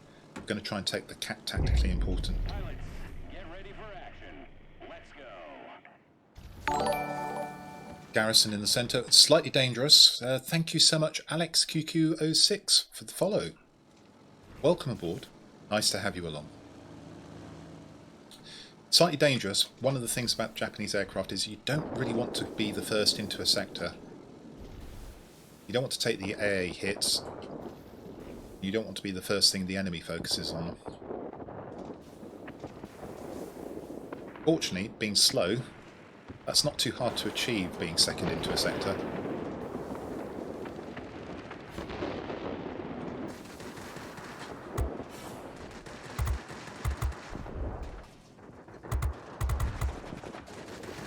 Break off because the fighter's got my tail.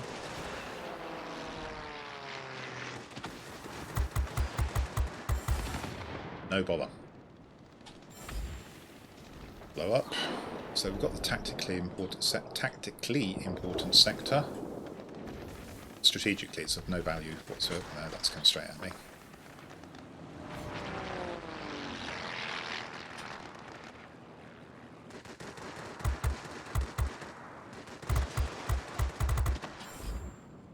Super. Questions. Do I try and get to their military base? Lots of aircraft I would think about doing that. This one is not one of them.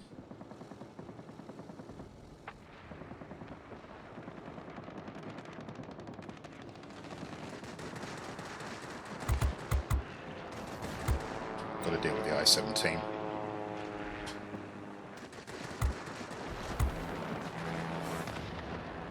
Oh, they've got this back. Oh, something's just taken out my wing. That makes it very difficult.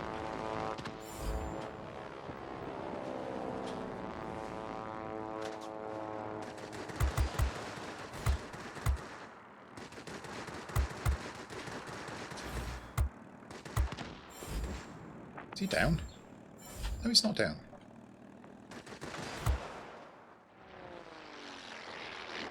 Now he's down.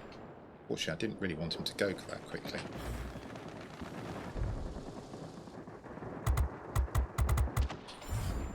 It's better. The trouble is I'm going to get clobbered by something. Probably the AA, if not one of the air defence aircraft.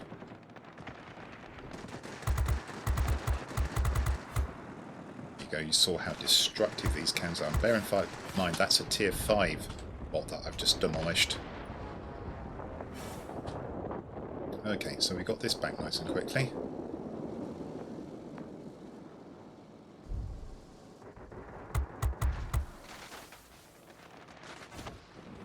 That was bad flying by me. I have no idea why I rolled there. Okay, what to do? Continue to defend this? Well, it's awkward for the enemy. if they can't get through this sector. Did that multirole just go down? I know it's only a single aircraft, but I don't want to run any risk of losing this military base, so we'll go in for it. Especially as it's a human player with big guns and could knock down the 2 air defence heavies. It's also got some bombs, so you can take out the gun emplacement. Probably the right decision, this.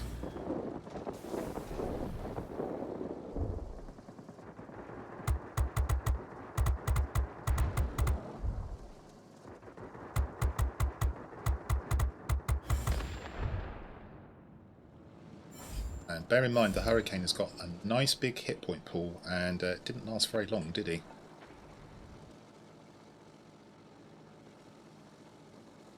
Pair of bombers. Doubt I'll be able to get up to them. Right, we'll certainly mark them. Pushing it here. Might be able to get this one, it's a bit lower.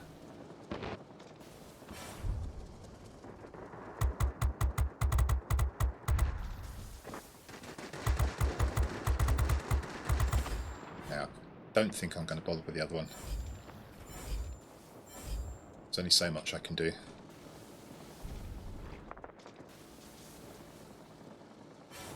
Right, what's going on in the middle? Okay. Certainly stop their ground attackers from getting to this military base. Probably we should. Watch out for the B shirt. Oh, that's something specialised behind them. What I've got to avoid is being shot by them as I approach.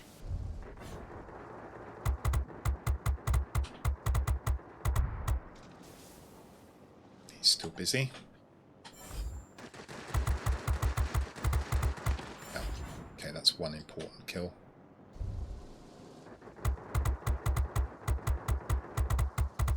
May not be mine, but this is going to be another important kill as well. Good. This is the I-17 again. He's flying into a huge amount of aircraft. I'd be surprised if he picks me out to try and shoot though.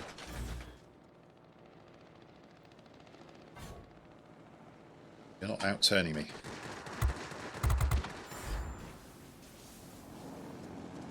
Off you pop. Okay, let's see if we can get this middle back. Well, funnily enough, I've played more like a heavy fighter there, taking out a bomber and a couple of ground attackers. It's important though, we can't risk losing the military base. The military base will flip this for us.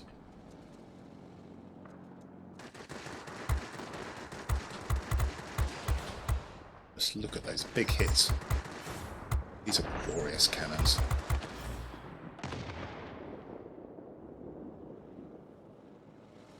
Okay, oh, we still need to be careful, it's not done yet.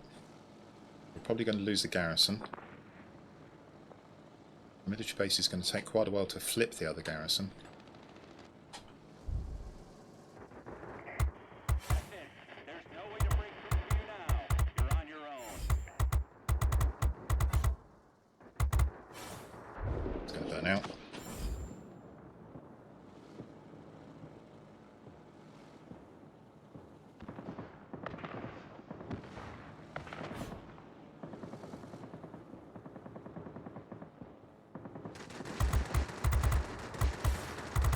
You can now go back to the hangar, confident in the knowledge that you have acquitted yourself well. Victory is close. Right, so we have now lost a sector. So it becomes fairly important to make sure we don't lose this one if you can avoid it. The problem is the military base is firing here. So it depends on enemy aircraft coming in and allowing themselves to be shot down until such time as our military base can actually take out their sector.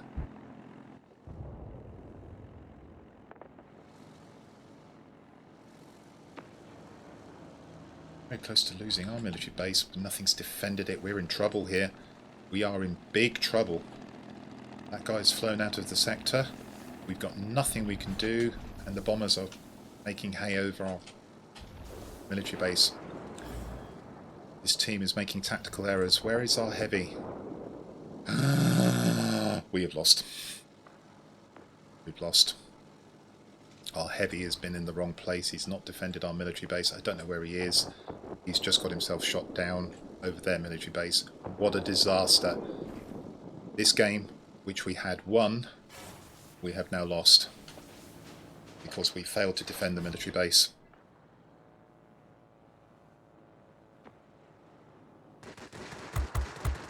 Big 5, Tier 5 aircraft. The enemy has control of all key objects. You cannot leave it like that. Easy kill. Bear in mind that's a Tier 5 I've just knocked down with a Tier 4. Such good guns if you manage them correctly.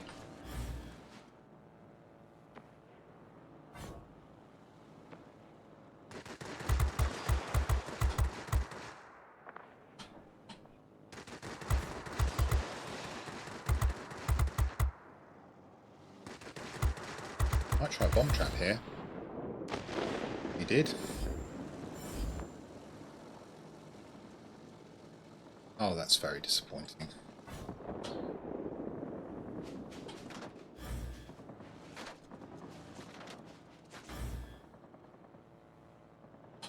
It'd be nice if they all prevented themselves from shooting down, but I don't think they're going to do that.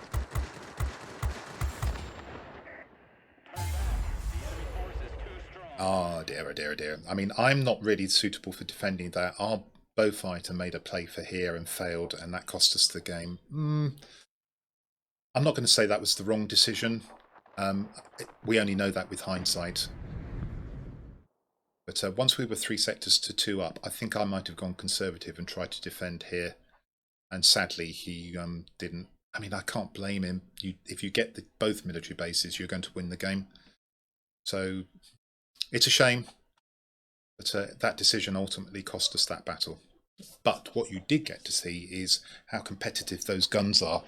There were a couple of Tier 5s I absolutely demolished in there. The MiG-3 right at the end. Yeah, I do use a mouse. I tried using a joystick, specifically the Logitech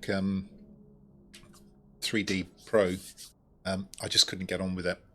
This mouse bothers me as well. It's too small for me. I much prefer the Steel Series mice, which are a bit bigger, fit my hand better. This is a Razer Basilisk.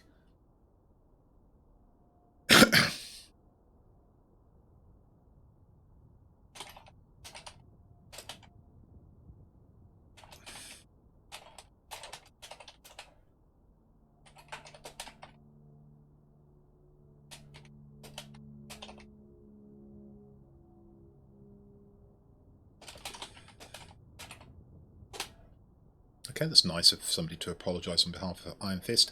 I mean, with hindsight again, you know, if he's looking elsewhere, he can't manoeuvre out of the way suddenly. 14 aircraft. I mean, I acquitted myself pretty well in a Tier 5 battle. The good news is we don't have any premiums to worry about, so what we're going to do is we're going to jump up to Tier 5 straight away. So we're now beginning to motor on, and we'll look at the KI-43-2. Let's get it selected and then compare it to its predecessor, bearing in mind, of course, these are specialised aircraft and I've built them, so this isn't a strictly accurate comparison. As you can see, the red figures indicate worse performance by the KI-40, the Key 43-1. You can see that I'm quite a bit faster. Manoeuvrability is still very high. Altitude performance, I can get a little bit higher. Survivability, well, the way I've built it is a little bit less, but basically all of these Japanese aircraft are fragile. Gun armament is about the same. So that's a bit of a shame. We could do with the armament being a bit better. But this is still quite a decent aircraft. I'm going to fly in exactly the same way as the KI-43. This time we might get top tier. Or not. Haven't had many top tier battles so far. And then we're going to branch out. We're going to go and fly the Ki-45, which is the first of the Japanese heavies, but also an army aircraft. Attention! You are entering the combat zone. Get ready for battle. Again, not the greatest of maps for this aircraft. It's all about the mining plant. This aircraft isn't really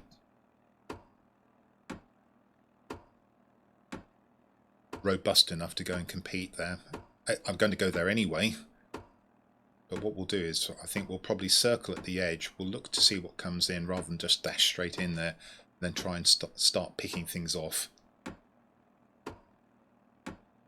What's the range of the cannons? Same range.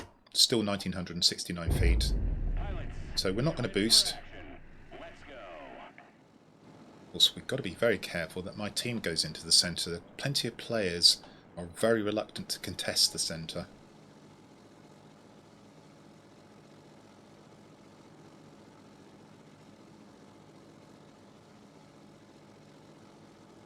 Let's do a bit of a circle here. This is quite deliberate. Don't be first into a sector in a Japanese aircraft unless you absolutely have to be. You want to be able to see what's going on in front of you and select a victim. You don't want to be selected. Okay, I think I've seen enough.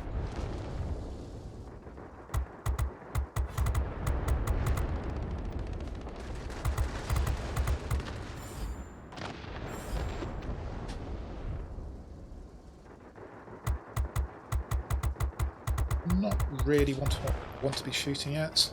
Let's help the Spitfire with this. It's interesting. So whatever's going on top is not going our way. Okay, so we've evened it up. Oh, lucky me! I get to shoot the chimney out. Wow, that was so lucky. Why did I get excited? The chimney was the last thing left on the special object. Something I could easily destroy. And it flipped the sector to us.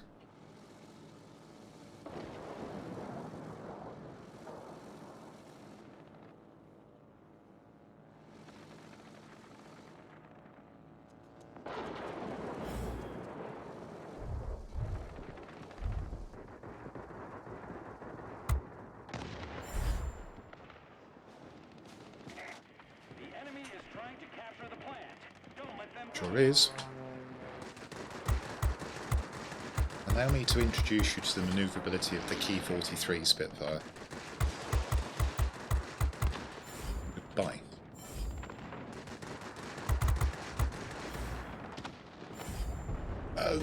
Oh.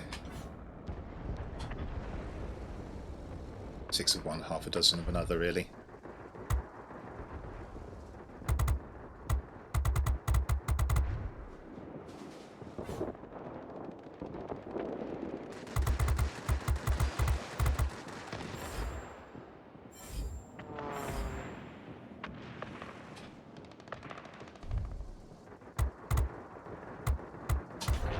That's a Venom. It's also highly agile. Doesn't do well as a single aircraft against multiple fighters. No surprises there, really. I wouldn't do very well if I went in against several aircraft.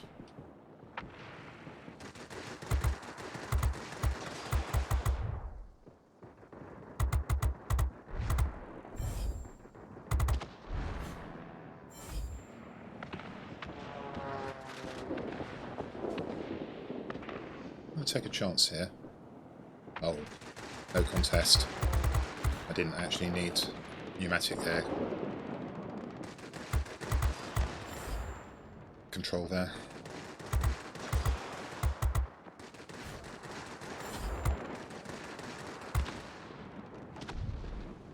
Oh, well done. You flew into the back of the ground attacker.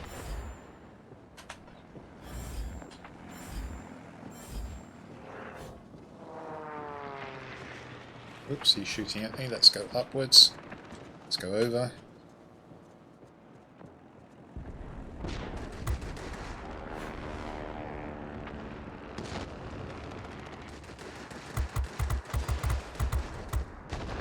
want to get bomb trapped.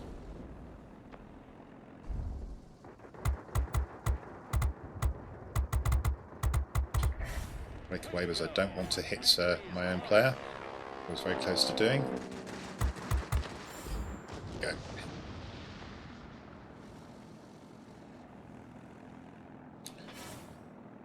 They've got both airfields, but with this lead that's not going to matter, especially if we get a count in 30 seconds. What will matter is if we lose this sector. That's something we can't afford to do.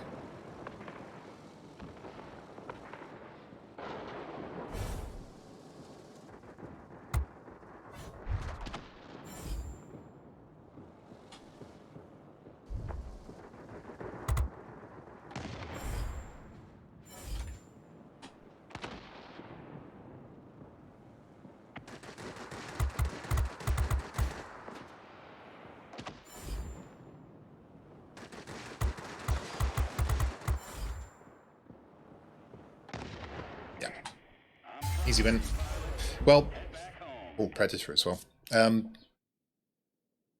What was that? Was that a top tier battle? No, yeah, it was top tier for the first time. You saw that even on a map which isn't really suited to the KI-43-2, I was able to be pretty effective because we were able to get in, select our targets, help take the plant. We were then able to defend it right to the end of the game. The enemy just couldn't get a purchase in there at all. Hello, Shader. Good to see you. So, those of you who've joined in the last, well, maybe hour or so, I guess, what are we doing here? What we're doing is a tech tree fly-through of all the Japanese Army Air Force aircraft. Now, some of you may not know that the air services in wartime Japan were split. There was an Army Air Force and there was a Navy Air Force, and they were basically completely separate. So we're flying the aircraft that are designated the Army aircraft in this game. We've got through some fairly uninteresting low-tier aircraft, and now we're beginning to get into some interesting aircraft. The Navy ones unfortunately include the Zeros, so you won't see any Zeros. The J8M is an interesting cross-flyer. It's one of the rare collaborations between the two air services, but the J8M is a Navy designation, so we won't be playing that today. However, there was a Key 200, which basically was an identical aircraft, and that was used by the Army. Okay, let's go, go, go. How are we doing on our missions as a matter of interest? It's the one token, lucky number, sting like a hornet. Yeah, we've got quite a number of the air defence aircraft out there. None in that particular battle, of course. So go into a heavy, and all of the heavies in the Japanese tech tree are our Army aircraft, so we'll be flying them all. Does this feature? Well, let's get the right gunner in first. Toryu, the Dragon Slayer. Let's look at the gun armament. 37mm. Doesn't fire at particularly long range, but it hits pretty hard at tier 5. And for a heavy, this is pretty manoeuvrable. So this thing is agile against other heavies.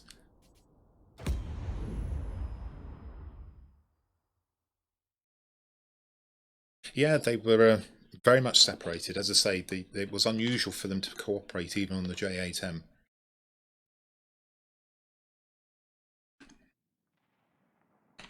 Or the Key 200 as the Army would have had it. Attention! You are entering the combat zone. Get ready for battle. Okay.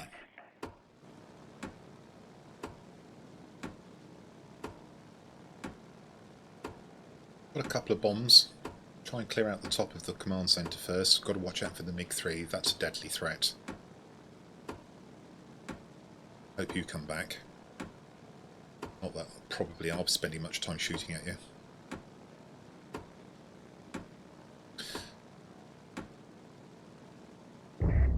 Pilots, get ready for action. Let's go.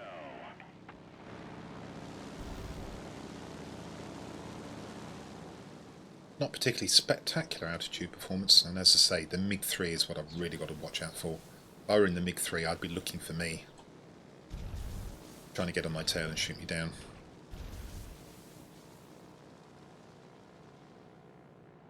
So we'll leave the air defence aircraft for the moment. They're all below us. Don't want to go and mix it down there just yet. What I'm really looking for is any bombers or heavies coming in at high altitude. Nearly through the sector before I see both bombers.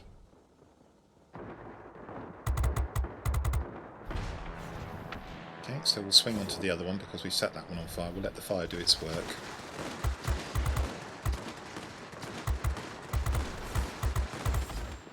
Okay, we've got the sector.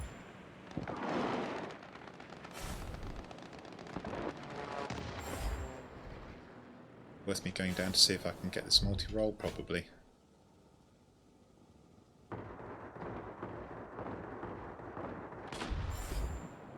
Okay, right, what else can we do? Well, we should think about defending, but this is an offensive aircraft, so let's go and try and get the airfield. The worry is that everybody will leave this sector.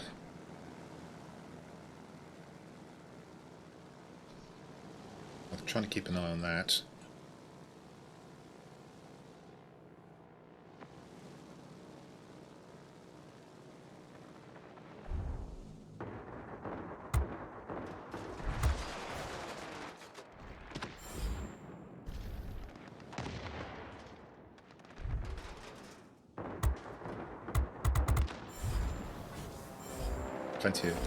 Plenty of manoeuvrability to go for that, trying to avoid me.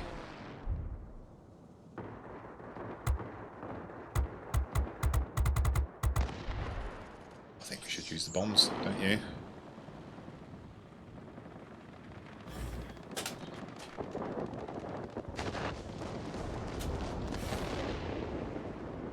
Let's get some repairs. Get back to that central location. We've left it unattended for too long. Okay, getting repairs. There we go. Let's gain altitude. Undoubtedly got bombers over there. Something's been shot down though, so that's good. Something on the enemy side has been shot down, so we've got the advantage.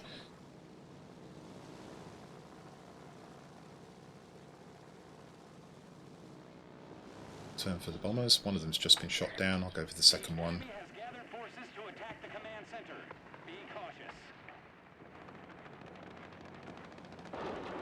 Doing a good job, multi-rolls, and a heavy up there. Nothing for me to do.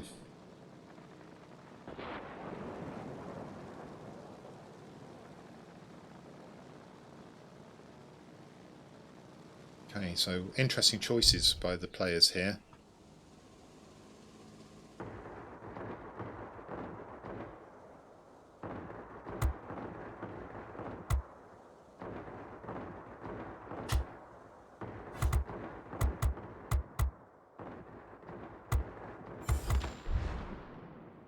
Chose to go after the bomber stream when they're losing 3-1.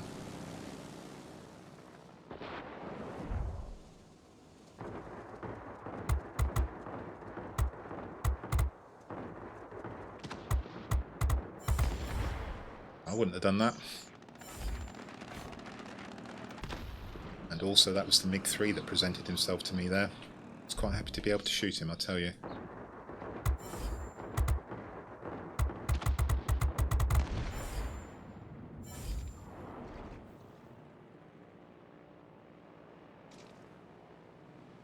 Have I hit chat? Oh, that did hit chat. That's why I'm not manoeuvring correctly.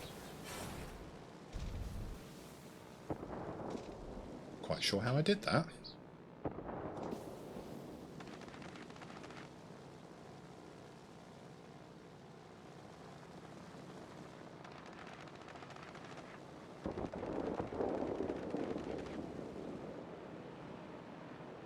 Do you know what? I should be taking on the heavy.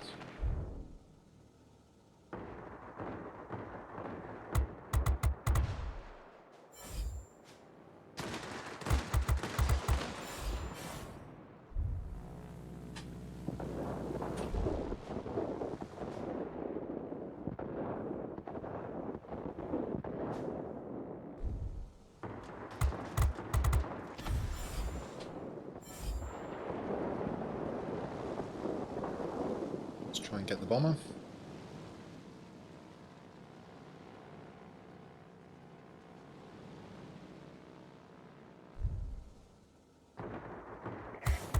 Victory is in sight. Keep it up.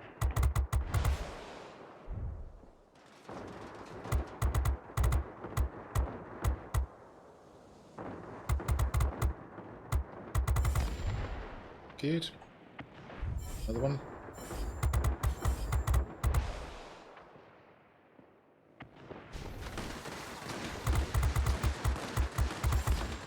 Good. Doing what this aircraft is good at, demolishing bombers.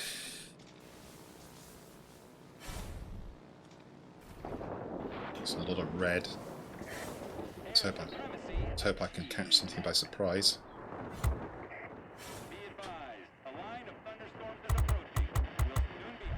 It's a nice little fire on the Hurricane.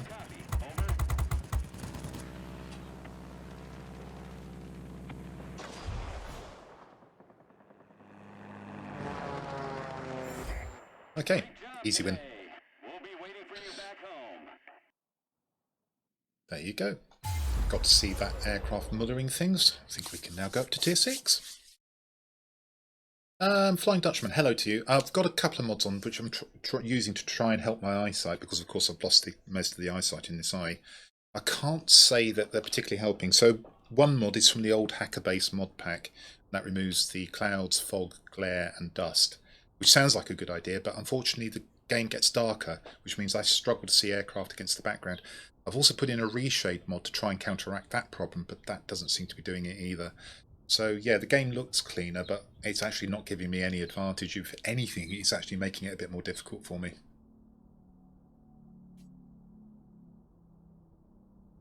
Right, that was tier 5. So let's pop up to tier 6, and we've got a bit of an oddity coming up. The KI-61. And why is it an oddity? It's not a radial engine. Atypically, this is the only Japanese army fighter, possibly even fighter in Japan, that used an inline engine as opposed to a radial. It was actually plagued with power plant problems. It wasn't actually powerful enough compared to some of the new radials that were being developed by the Japanese.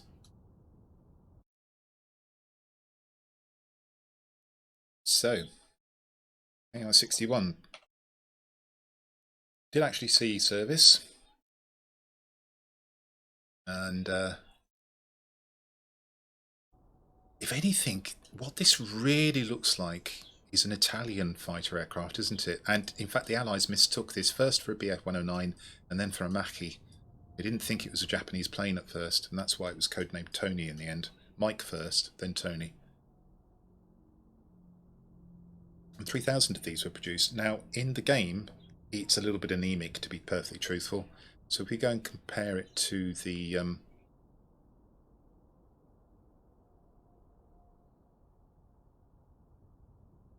previous aircraft. Sorry, I got distracted by something going on in the background there. So we've got the Key 61 selected. So the armament on the Key 43-2 is a little bit worse, but not much. This is not a big step up considering it's a whole tier higher. Survivability is a little bit worse on the Key 43, or better on the Key 61 if you like. Airspeed, a little bit quicker, as you would expect. Maneuverability, and here's the big score, look at this. The Key 43 is vastly more maneuverable. Got to be careful with this one. Maneuverability is not massive. It's good, but it's in Spitfire territory, so you have to be careful about what you're manoeuvring with. And then the altitude performance, of course, is much better for this aircraft. But these guns, I can tell you from memory, are a little bit anemic. And this is possibly the least favourite Japanese fighter on this line. So let's get in.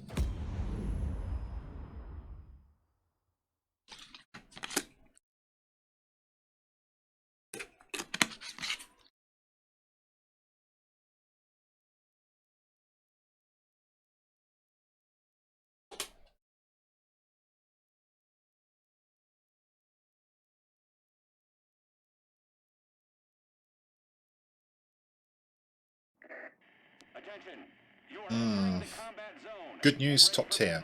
Bad news, central mining plant.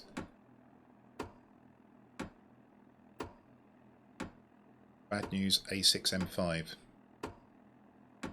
Much more manoeuvrable than me. Good ordnance. Bomber. Spitfire, as manoeuvrable as me.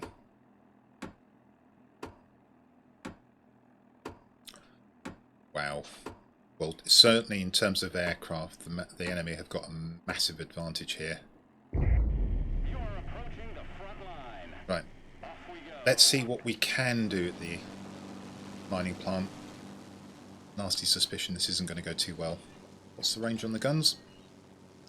20mm, 1969 familiar, 1640 on the machine guns.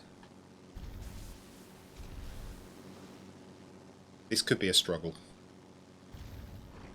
Always depends on how well the pilots fly. But certainly in terms of aircraft, it's a formidable array that we have against us. So I want to use altitude performance now. It's good that the heavy is below me.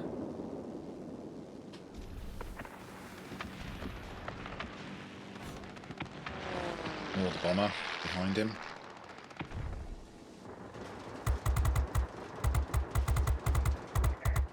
The enemy is concentrating near the plant. Be extremely careful. He's got out of range, so let's let him go. He's lost half his health. Yeah. Okay, we've already lost the plant. So now we need to do a peripheral tour. Gonna let the heavy go.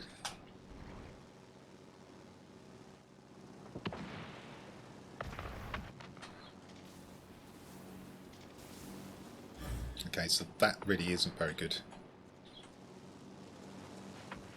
Must be a bow fighter coming in.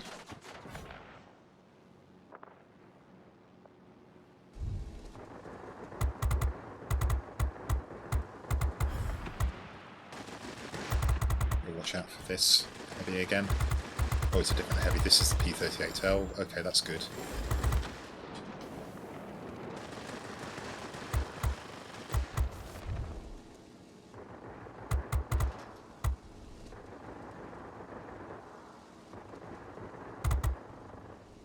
Almost been able to use that bomber as cover. There he goes. Don't want to go anywhere near that bomber. No, I've got to go for the fighter though, haven't I?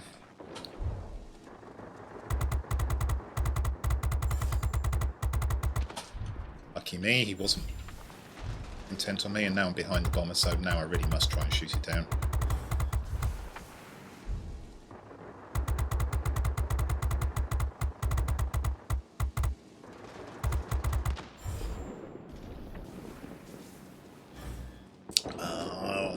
Okay, we need to try and go back to the plant, try and help my ground attackers, my bombers. Haven't even taken our airfield, so...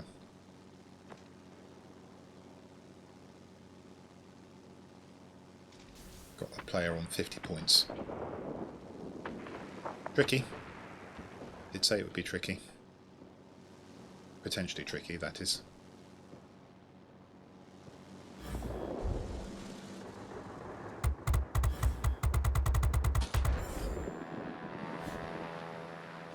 Be an easy kill, provided I don't get shot down.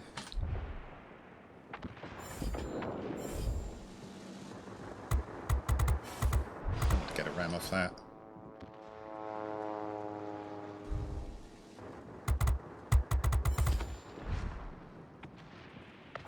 And all of my aircraft that were here appear to have gone down.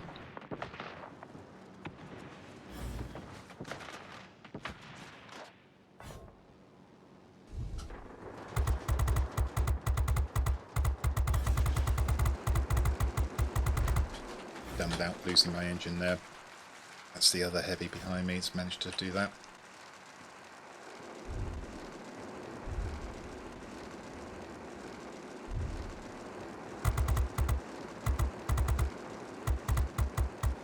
Come on.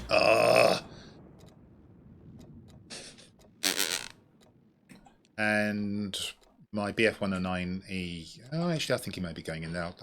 We've actually lost our airfield. That shows how dominant this enemy team is. I nearly got the plant there. I was within a few shots of taking out the Multirole, but now it's all gone south again.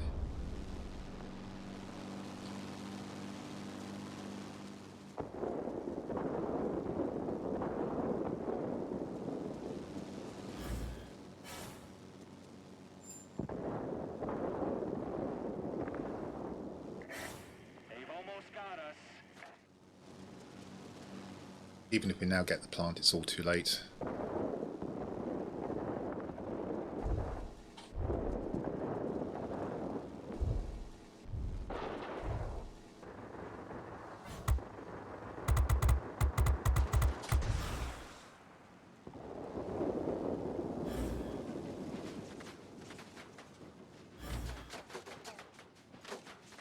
Hope I can get away, and I'm not getting away. I'm going to get away. And my A team has melted. And now they're all playing around an airfield, which doesn't matter. The A6M5 hasn't gone into the centre to counter theirs. It's about as horrendous as I thought it could be. We very nearly did take the plant. I was within one aircraft of doing it. But in concentrating on that, unfortunately a bot shot me down, and since then we've looked completely befuddled. The team is refusing to go to the centre, and that's a recipe for complete disaster. You'll soon be cut off from support. I say again, support will not be A bit more support, I would have been able to take that centre.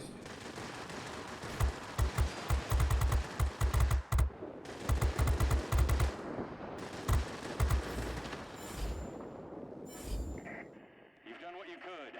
Go back to Bad base. map, really bad matchup. Team too scared to go to the centre. One aircraft would have made the difference there. But frankly, even if I'd taken the centre, it would have only delayed what I think is the inevitable. Team was totally unwilling to engage. So that's all. Saw that you can make an impact in the Key 61 there, but it's not a really powerful aircraft, and the guns are just a bit anemic. You have to remember that. So there are 3 aircraft we need to fly at Tier 6. We're going to go back into the heavy, but there's also the Key 88, which is quite different for a Japanese fighter. Actually, this may have used an inline engine as well. But the K-102 was designed to replace the Key 45, Key 102. Day fighter, night fighter, and ground attack aircraft. It's a heavy in this game. What has it got? 20mm, 2 of them, but then that 57mm and the increased range. So we just quickly highlight the Key 45, see how much worse this is. Gun armament, big jump there, 13 on the Key 102. Survivability is a little bit better, as you would expect. Airspeed is a bit higher, not massively so, but it is. Altitude performance is considerably better, and the manoeuvrability is about the same. So again, highly mobile heavy. Need to be a bit careful getting into the territory of XP54s. Let's give it a go. Sorry, I haven't looked at chat for a while. Do that in a moment.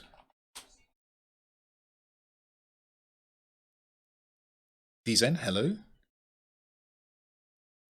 Yeah, Flying Dutchman. It happened in March. We're going back to my loss of eyesight. Just woke up with a bit of a glitch in the eye, and it just got worse and worse and worse. There's a long history here, but basically the long short of it is that I can't read with this eye. I can actually see. So, for instance, I'm reaching forward. I can actually pick up this box. I can see that, but I can't read anything on it, and I can't read anything on the screen with the eye. So I've got some eyesight there, enough to navigate around a room, for instance, and I can drive, and I can still do my job because this eye's so good. But yeah, definitely impaired vision.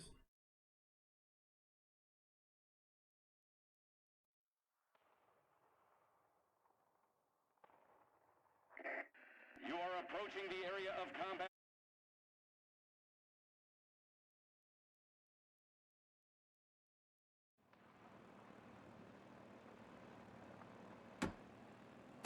Okay, we're top tier. Okay. He's got a big gun. He's the Russian version. E-38, I can outmaneuver him. Deadly threat. Could be a problem. Well, could snap anything. The Ak-7 could snipe anything. We'll just have to play that. But it's got low altitude, so if I'm high, probably won't encounter that. Let's get going. Pilots, get ready for action. Let's go.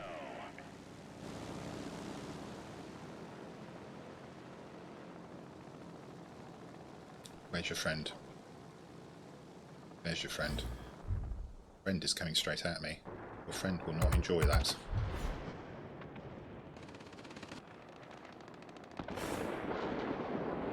Okay, got it already. Airfield, I think, next.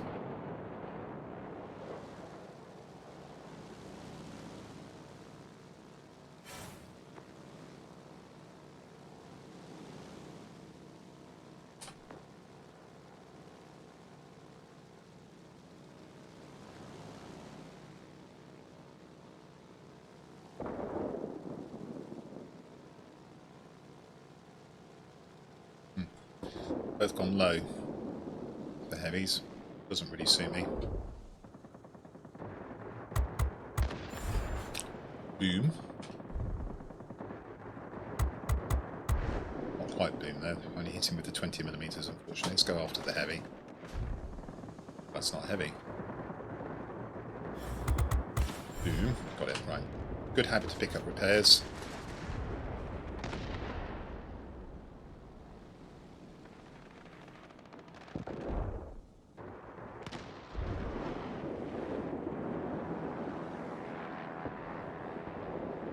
Didn't actually pick up repairs. Never mind. Let's hope that isn't significant, those few hit points that I've lost. 15 of them.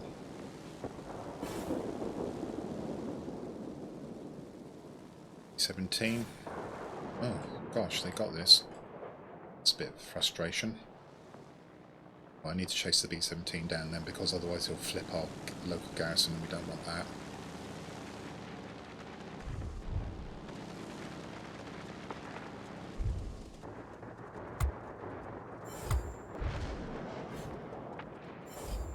Okay.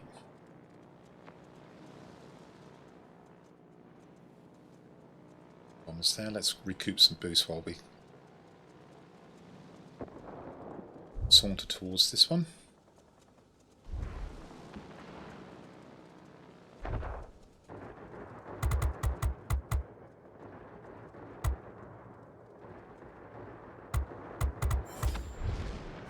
Okay, so garrison successfully defended. Now we need to... Do we go and take the ground attacker? Have we got enough aircraft here? We've actually got a human on the ground attacker, but I'm going to do so anyway.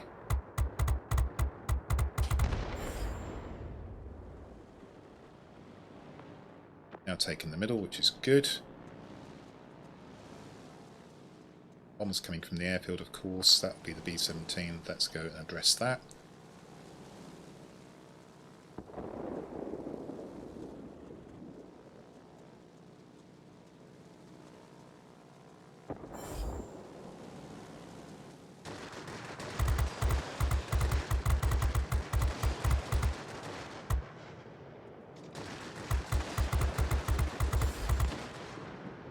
Shall not suffer a bomber to live. The other one must be coming in somewhere probably. Oh no, he's gone over the middle. Oh, that'll do then.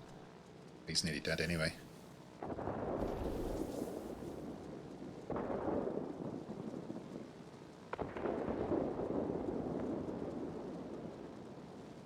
Not busting a gut to get here. He's gone. Trying to get some boost back. That's a heavy.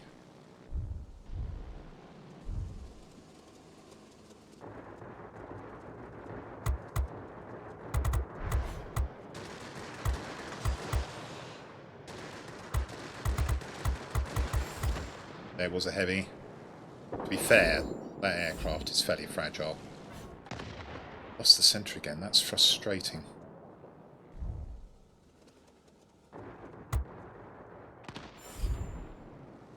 Okay, so what do we need to do to try and get this back? Well, we have got bombs, so we really ought to use them, I think.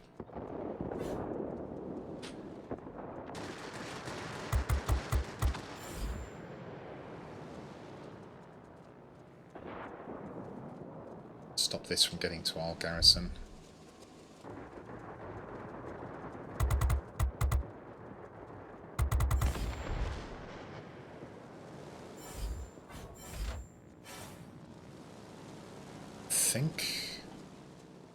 I want to think my way to how to win this. We can't lose this garrison, and I should be taking the bombers.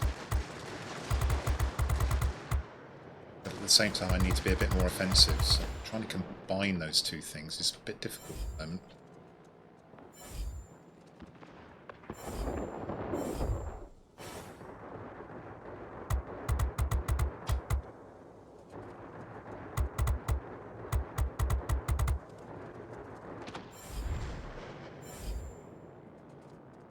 Centre is swapping about narrowly, isn't it? So I am doing the right thing in taking out these bombers and stopping them from taking our local garrison. But I wish I was doing more.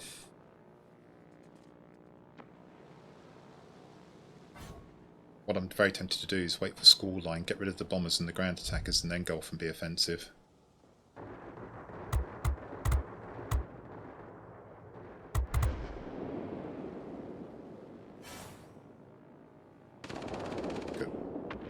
By defending this, we now have actually got their local garrison and got a bit of an advantage. Don't feel the need to go head on at what I think is the SC-100, and is. Of course, we can just do this to him.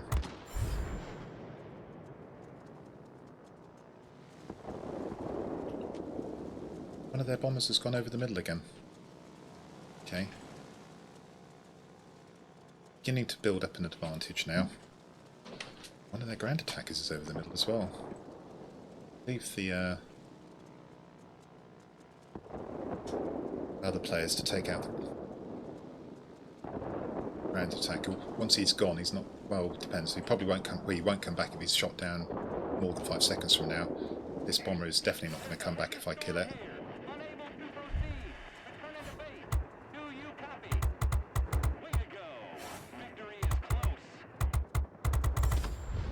Okay, that's one of the bombers that's definitely not going to come back. B-17 is approaching me.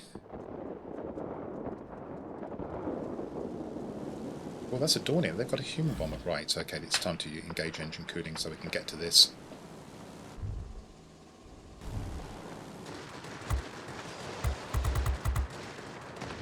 Maybe that was why we were struggling to establish dominance. Right, he's gone now, although he's flying too high to be fair. Let's take this other bomber.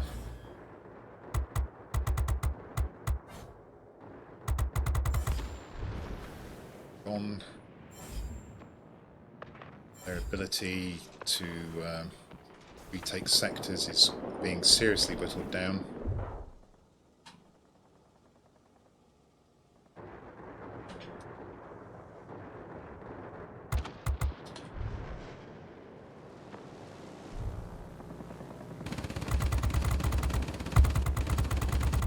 He's got no engine, so he's a sitting duck.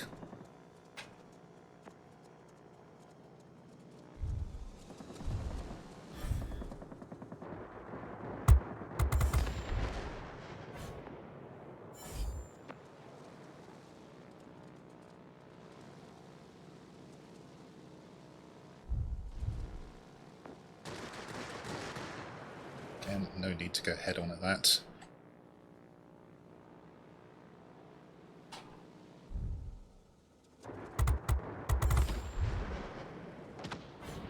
Ooh. Okay, kind of you to fly past me instead of trying to shoot at me. I'm proud of you, pilots. Ooh, I got a bit close. But that's a good win. Had some doubts about my tactics, but they proved to be the right ones. There we go. Sort of win in the KI-102. Really nice heavy. Nice camo as well. Yes, you're right. Hello, Awesome Pete. Okay, well, congratulations to your brother, but remember, Pete, that marriage is a sentence, not a word.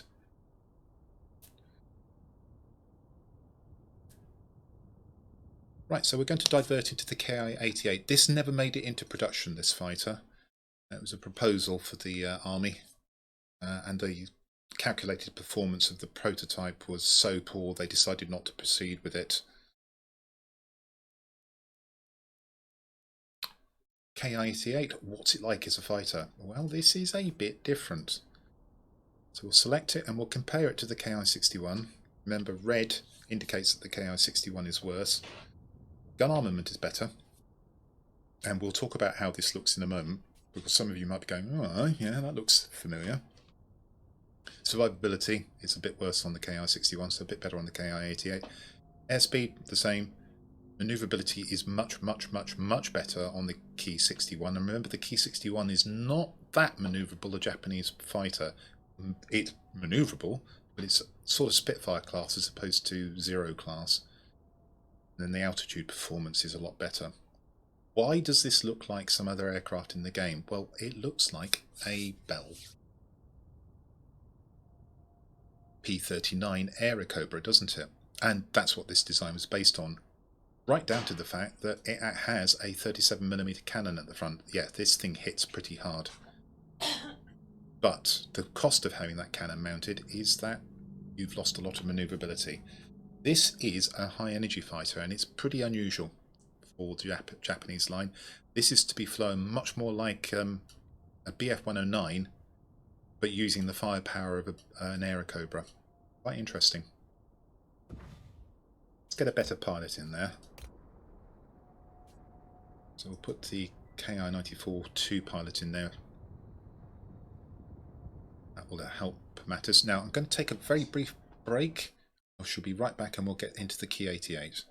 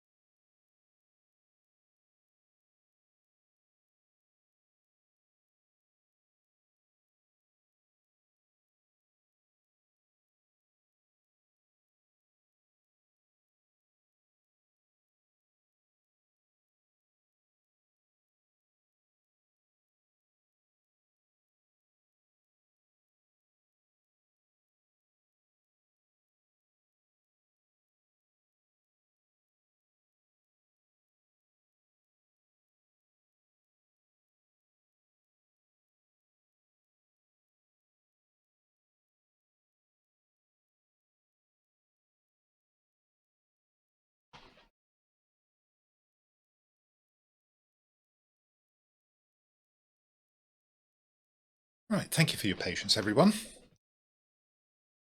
Let's get into this aircraft. Must remember to try and not fling it around like a Japanese fighter, but more like a Bf-109 that's built for speed. See what we can do. So those of you who've joined recently, this is just a reminder. As it says in the stream title, I'm flying all of the aircraft in this game that are designated Japanese Army aircraft. And that's because the air services of Japan were rigidly split into one for the Army and one for the Navy. And there the twain shall meet. The Army aircraft include the Zeros. So we aren't seeing any Zeros today. They also include the Multiroles, but we'll get to see all of the fighters. We're working our way through the heavies as well.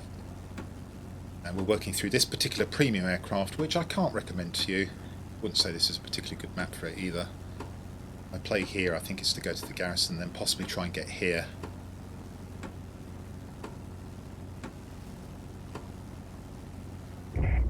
Pilots, get ready for This is not very manoeuvrable. It does have a nice big cannon.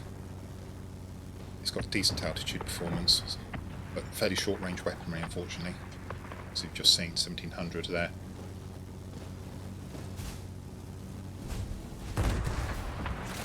Missed him.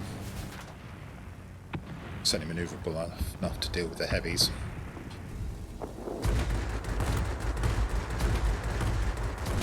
Didn't move the way I expected there. Now he's actually managed to get out of range.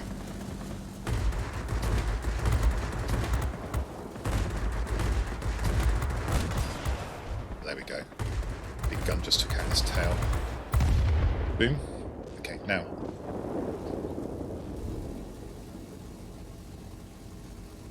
He's AFK. don't mind shooting at him as he goes by, but that's not my primary focus. Let's get to this plant. Let's try and find some bombers. Oh, I actually set him on fire. Bonus. Right, before we drop the altitude, let's see if I can find some bombers. Look what I found. B-17D. I need to get behind the tail of this thing. What else have I found?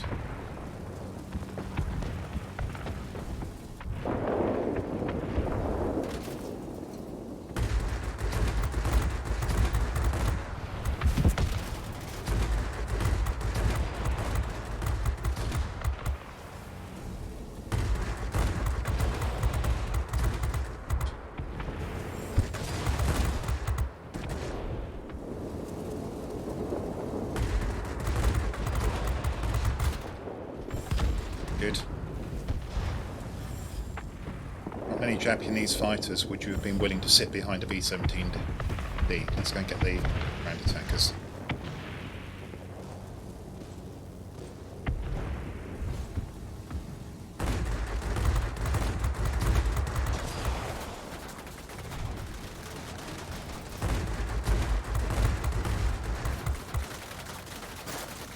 Nasty crossfire here.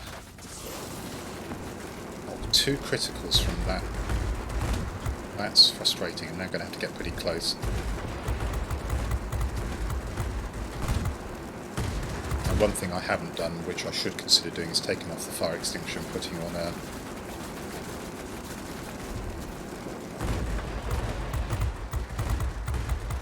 first aid kit.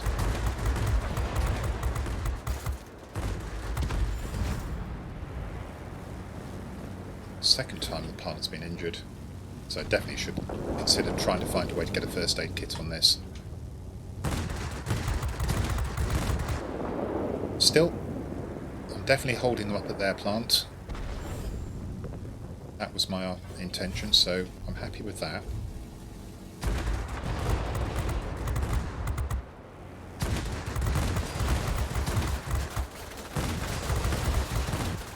Not burn out. Oh, gosh almighty. Another critical from the bot. Only didn't burn out yet. Good. Okay, good. How are we doing over our plot? Oh, it's a good job I've held them up here. It's a shame none of my team have come here, though. Is there anything I can do? Are those chimneys up? Oh, I might be able to get this.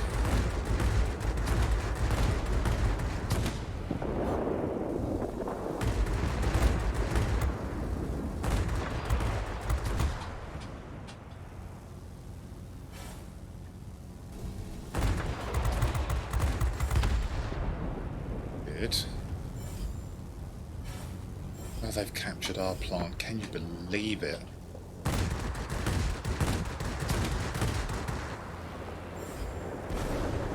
Lucky me, that was so heavily damaged.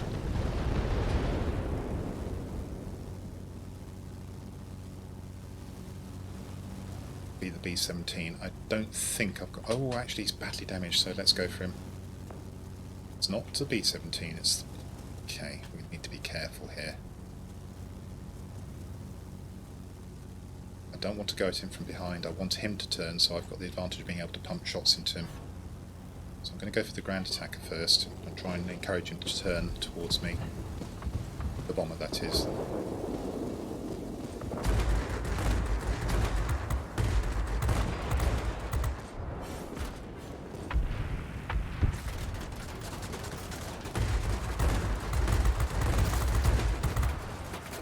Wow! Every time I go behind that aircraft, very quickly he shoots my pilot out.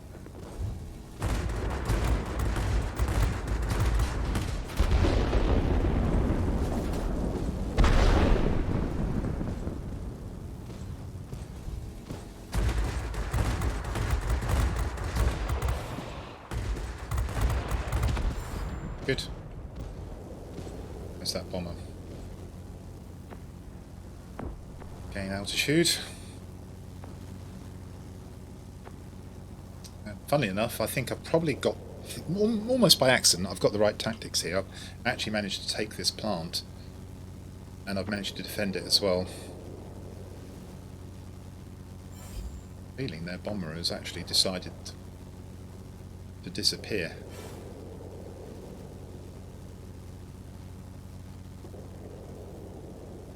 Not sure why the Multirole's come all the way over here, but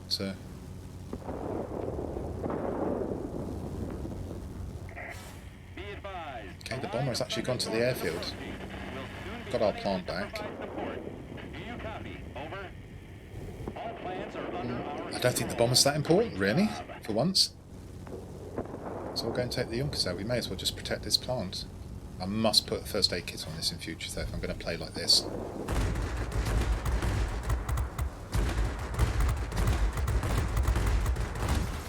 Even at the cost of survivability, I've got to find a way. Because I can't keep having the pilot shot out. Keep it up. Victory is almost ours.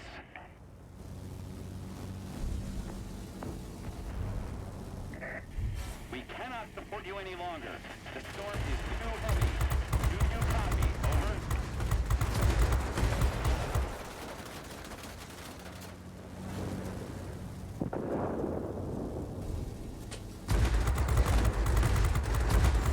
Good.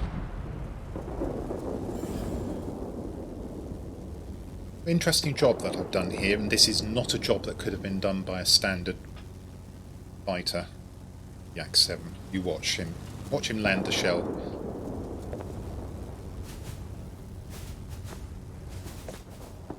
Didn't, fortunately. However, he may be able to outturn me. Just going to keep him busy. Oh, did you have to, Tornado? Did you have to intervene? Well, he's a human player, so it's not really surprising. But we've got the win. And I was instrumental in getting that win there with that aircraft. I was able to push it to somewhere where you wouldn't normally take a Japanese fighter, but this one you can. And I was able to actually not only stop them from taking their plant, I actually took the plant. And that laid the platform for our victory there. So there you go. Key 88. Quite an interesting aircraft. Do I recommend that you pick it up as a premium? It's very different from the other Japanese planes. Why would you want a high energy fighter in the Japanese line? It's okay. Not a strong recommendation. And let's move up to tier 7. So, beginning to heat up out there. I can feel it warming up now. 75 degrees Fahrenheit in the shade outside, according to my sensor. That's just over 24 degrees Celsius for those of you using other measures. It's 82 in here, which is 28 degrees. So a little bit hot. And therefore I'm now going to put the fans back on. Sorry if you hear them.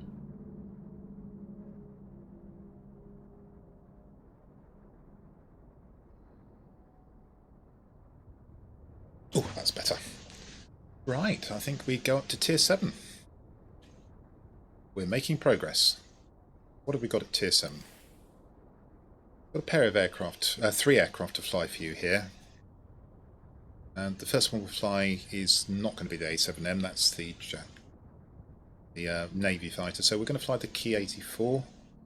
Let's get the tier 6 up as well. Compare the Ki 61 to the Ki 84. So we'll select the Ki 84. Big beastie this. And as we can see immediately, big jump on the armament. We'll talk about that in a moment. Survivability is virtually no better.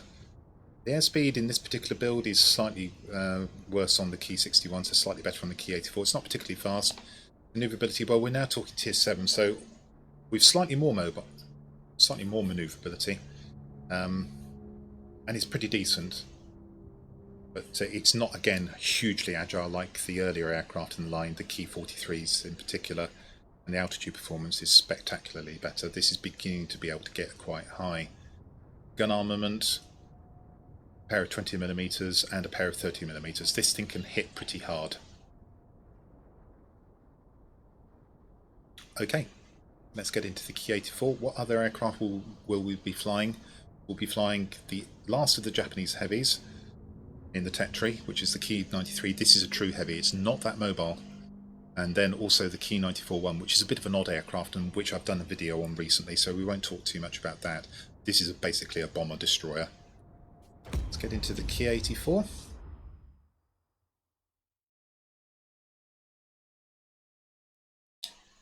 I'm fine, Mr. Footplace. Good morning to you. Roy Batty Replicants. I'm not sure if I said hello. I did mention nice camo. Magus Hellwalker. Thank you for the warning. I haven't received any whispers myself, so I appear to be clear at the moment. Okay, Baseman from Hell. That's why I keep whispering in your ear and you never reply. But thanks for the warning, Magus. What are we doing this morning? We're flying all of the Japanese Army Air Force aircraft in the game. It's a kind of a tech tree. But we've taken in all the premiums, some very unspectacular premiums at Tier 2 and Tier 3. The real interest for me in this line starts around about the Tier 4 with the Key 43-1. Okay, so Airbase will be good for me. Command Centre is also good for me. There's an argument that we should take the garrison first and make sure their bombers, when they take their command centre, go here. J4M, E51A, I'll outturn the Spitfire, probably. Let's go for the centre first. I would have gone to the command centre first had I been on the other side of the combat group, but I'm not, so we're going for the airfield or repair airbase. Let's get that altitude performance into play. Range on the guns, just a reminder, the 30s, 1,903 feet, 2,100 on the 20s. You get close enough, you're very destructive.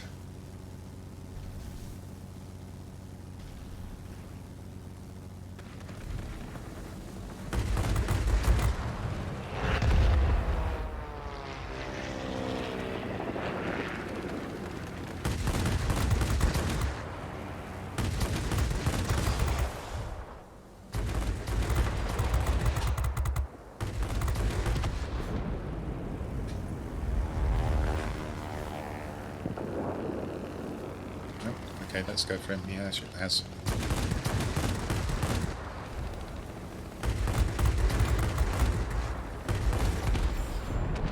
Okay, job one done.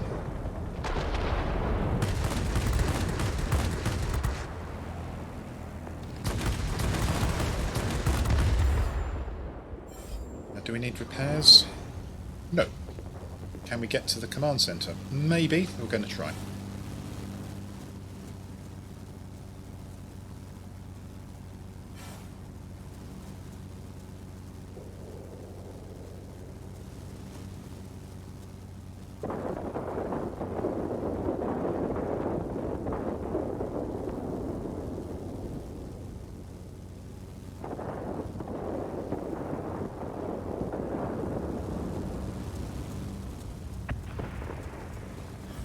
Don't really want to be shooting at the ground attacker first, but he's the nearest. And they got it just as I arrived. Q syndrome has struck again. We'll leave him. Maybe get to shoot him down whilst he's still in the base.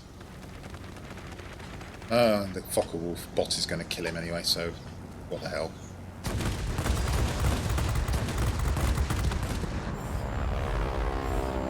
We may as well have that. Missed my chance on the A8M. J4M.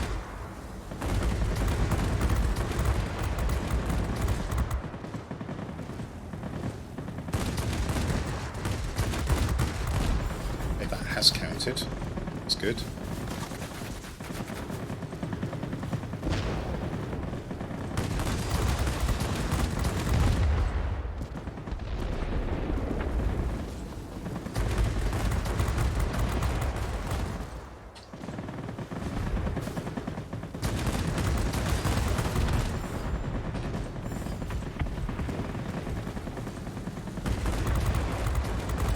Bob's a good one.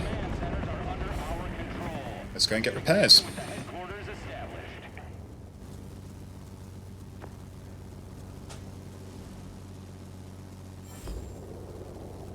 Might have to deal with the Spitfire first.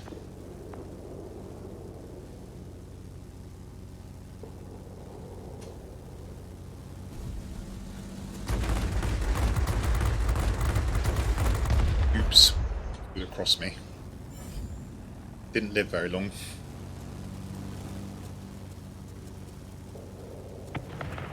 Still want repairs. How high is that bomber? It's not impossible. It's behind me. Multirole. What kind of height? Going down.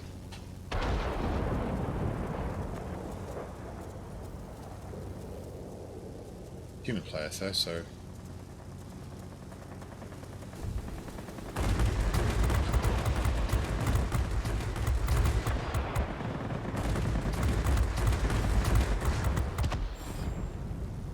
At last, a plane worth killing.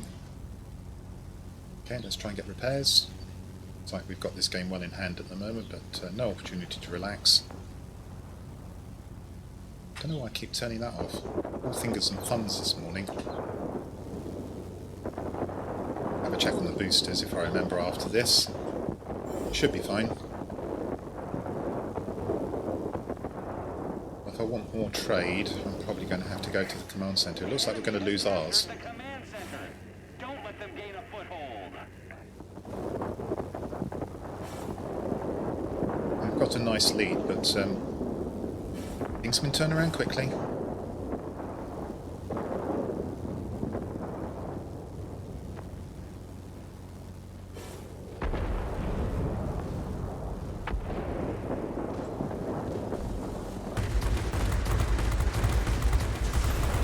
Probably not the best of ideas to go head on with me. And definitely want to turn fight with me.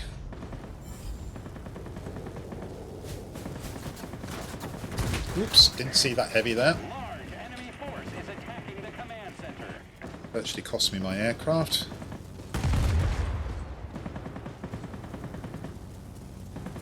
I think I might need a few repairs.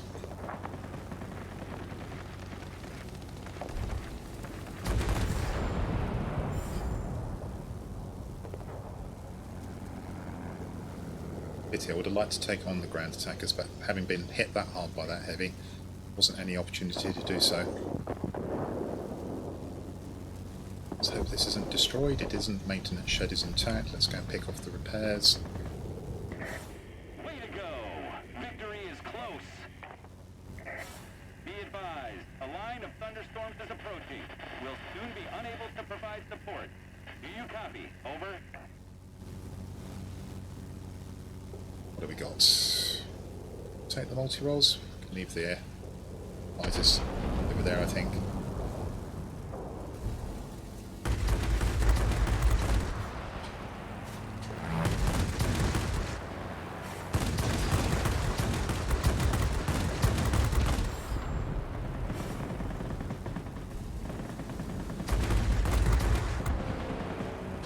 Ooh, wow, I think that must have been the XP-54 that just flew across me. There's no way to break through you now. You're on your own.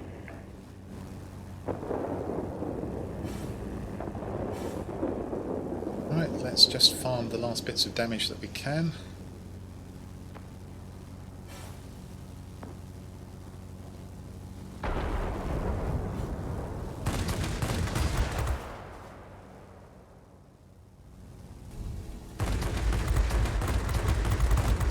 Yeah, I know you've got a big gun, but unfortunately for you, I'm pretty big gunned as well.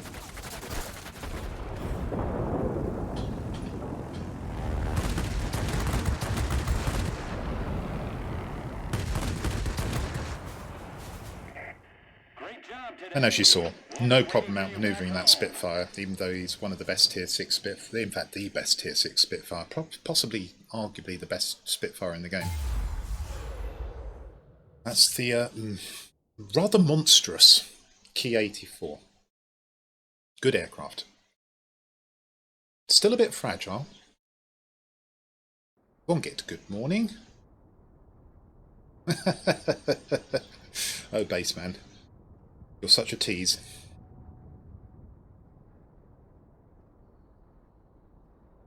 Yeah, you think... Oh, no, I'm not going to say that on the stream. Let's stop there.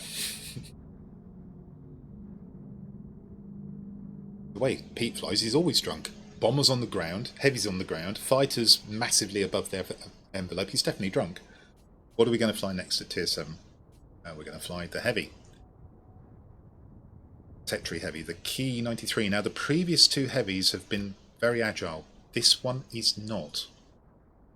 We're down to proper heavy manoeuvrability. Compensation, what we've got are a pair of 20s and 157mm.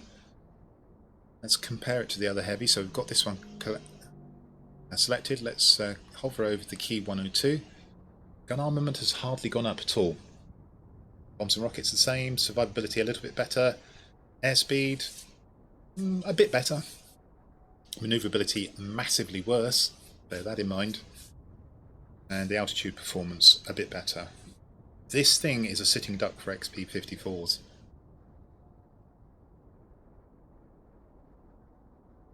Range 3,443 feet. You are able to snipe. That's the difference. See what we can do. I didn't check the boosters, but I'm pretty sure they're okay. Started at 7:30. We're only going up to 10:30. I put on 4 hours worth of boosters. They'll be fine. And I don't get on with this heavy so well because I'm not particularly good at sniping.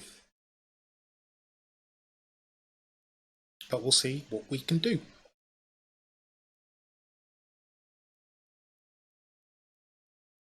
Yeah, my gun's 57mm base man. I don't think that's going to impress you.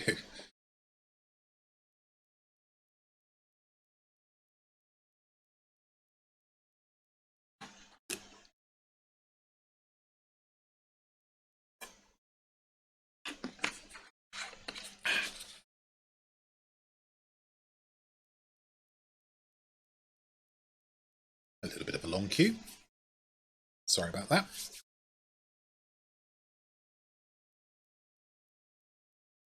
So what's going to happen? Well, even though we had the idiot on my own team down at low tiers who took offence at me getting in the way of his ram and tried to shoot me down twice and actually cost us a win because I had to concentrate on avoiding him. Despite that, we're going to upload this video to YouTube as a tech tree fly-through for posterity. Choice comments about my fellow pilot being a juvenile will be preserved for posterity. Okay, choices. Low tier.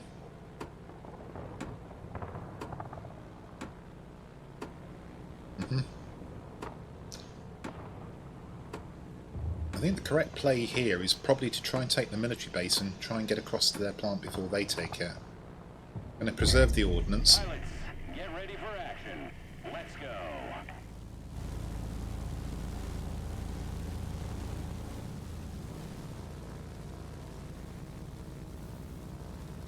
Let's gain the altitude. Start looking for the air defence heavies and miss them woefully. Or laugh like a drain when I manage to land a lucky hit.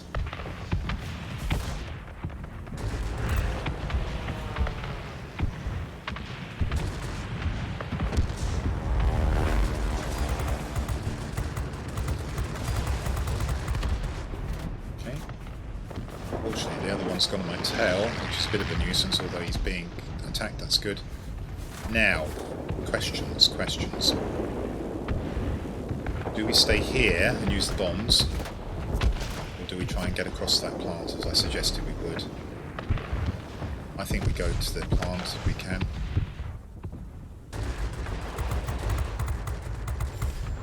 Pretty bad move by you.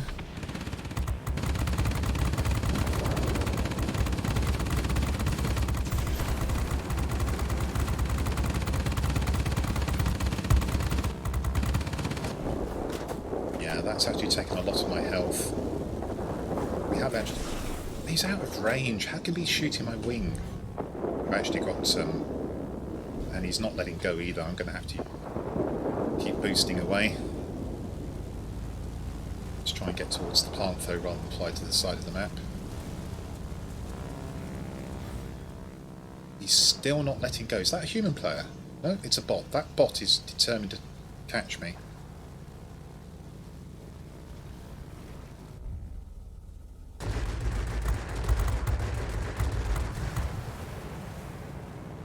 So now we're getting altitude. And this bot won't let go. Go away!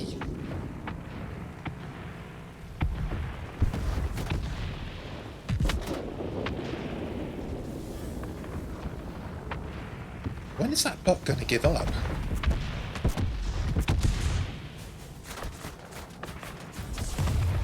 Answer, he's actually drawn me into the line of fire of the Key 43. I can't believe that bot chased me right across the map and prevented me from doing what I wanted to do.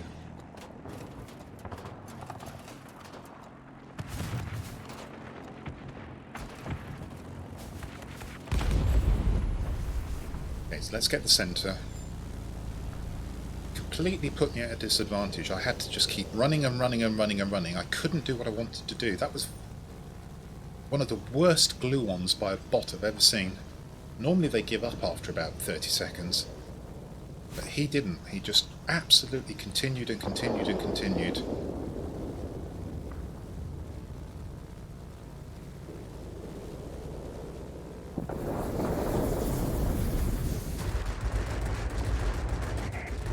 Our military base is launching strikes on the enemy.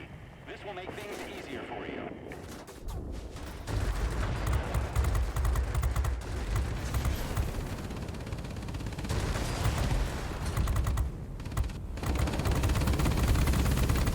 That's a human player.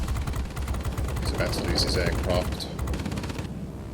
I think he's about to lose his aircraft. And the bots aren't being very compliant at the moment. They're actually preventing me from doing my job.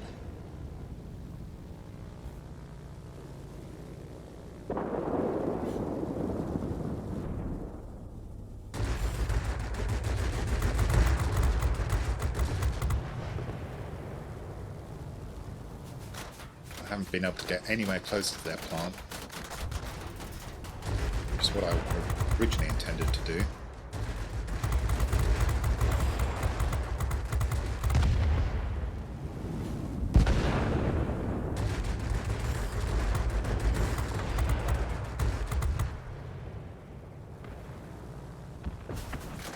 Nor have I been able to get to their military base, and I don't actually have the health to do it.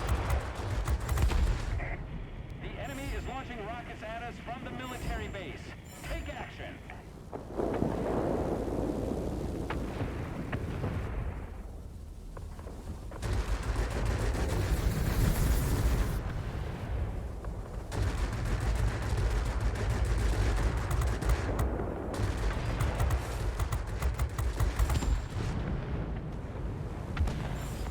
Why can we not capture anything? So the military base must be firing at the middle, and we must be dying there all the time. Yeah, that's exactly what's happening, and they're defending their plant as well. Well played to them, and I don't have the health to do a really serious attack.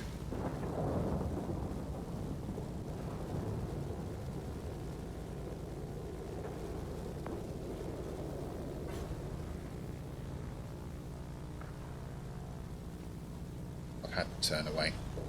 Can't afford to let this Multirole get anywhere near our...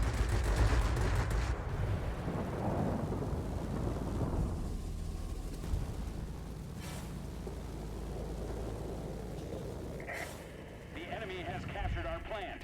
Get it back. Well, basically, well played to the bots and the enemy team. They've absolutely stopped me from doing anything useful.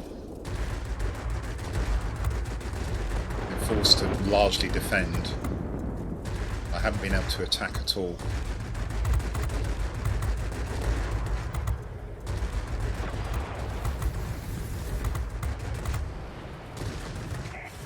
Hang in there. And we've now lost our plant as well. I say again, the fort will not be available. They've almost got us. Oh, not a good game. And I'm top of the team as well. It's funny how one single thing can actually turn a game. That bot chasing me right across the map back into their plant. I shouldn't have actually gone into their plant. Should have tried to avoid it, but I thought he would disengage and I'd be able to do what I wanted at the plant. That turned out not to be the case. He stuck on and I flew like an idiot into their plant, right into the waiting arms of their players. and we've just not been able to get into this game. Not at all. It doesn't help that this guy's done nothing, this guy has done nothing as well. Both of my players in this team have actually been awful.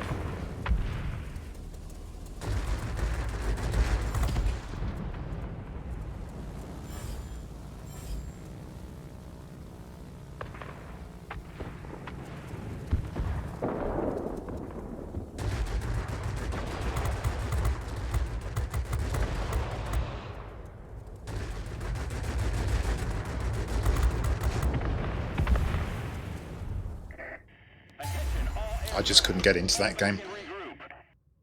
Once that bot chased me right over here, we did nothing, and unfortunately my supporting cast here were awful. Really poor performances by these two. Nothing to be done. I'm going to get up, I'm going to go and close the door, because I'm sure you can hear the washing machine on a high spin. Back in a moment.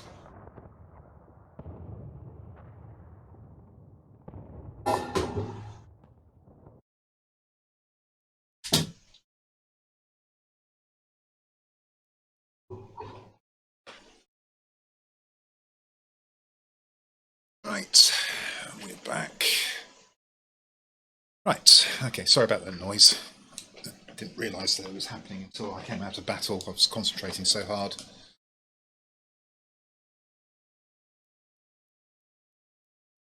Okay, so we did our best. Not a great deal of support there, and my game was ruined by a bot chasing me right across the map. I can't believe that bot. Where is he?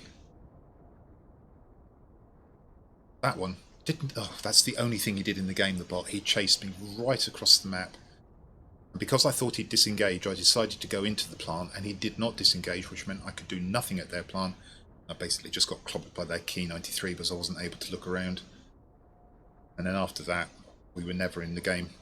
Lost our own plant. As I say, my two players here were unable to make much of a contribution. So, a bit of a sad game, really. But what you did see is that the manoeuvrability of this aircraft is vastly reduced, but you can snipe with it.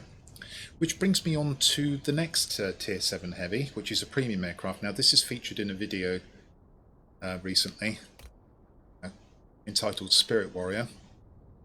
And if you thought this one was not very mobile, by God, this one's really like a flying brick. You've got to be careful with ground attackers in this aircraft.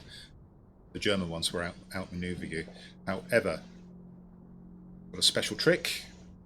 Cumulative damage 1101. This one was advised to me by Cleeks. This is what we're trying at the moment.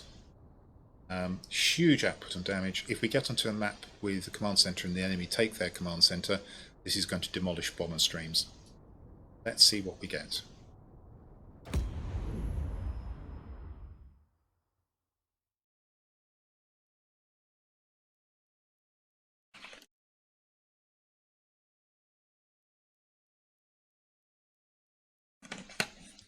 And after this, we'll be going into Tier 8, and the variety will reduce.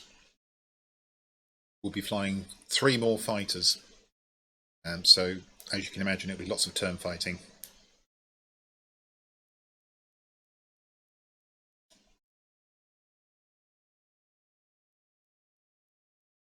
So this Key 94-1 never made it past a mock-up. And it is actually the same airframe, in the centre at least, as the Key 94-2, but there the differences, the similarities end. The Key 94-2 is very much a turn fighter with good altitude performance, good guns. This has got good guns, decent altitude performance, but is definitely not manoeuvrable. Struggles against all other heavies, even struggles against some of the ground attackers. For that, we will be flying the Key. Well, talking of the Key 94-2, that's going to be the next aircraft. That also didn't make it past the prototype stage.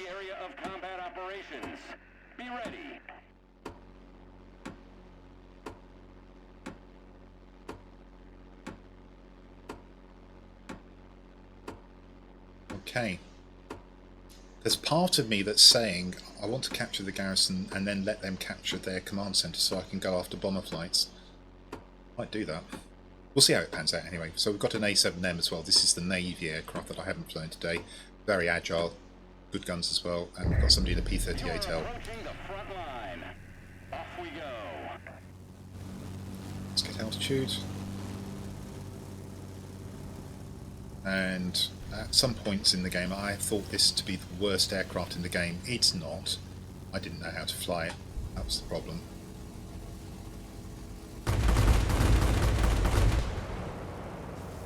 It's actually flown away from me, so I will actually try and hit him this time.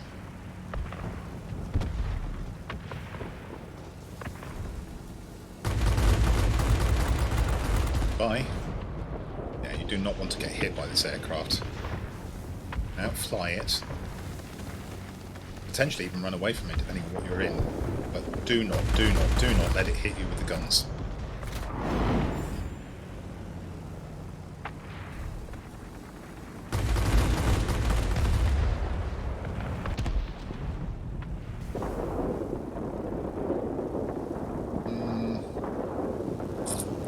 Let's play properly. If we can get this command centre, because we might. Well, it looks like we're going to take ours. It looks like they're going to take theirs, to be fair.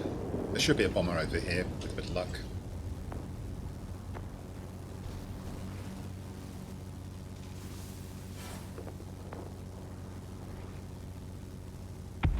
Looky there. B-17G. It's not in the sector, but I'm going to take him anyway. They have taken it, so we're going to get bomber flights potentially to wreck. Good, I know he's on half health, but what did that take? 2 seconds?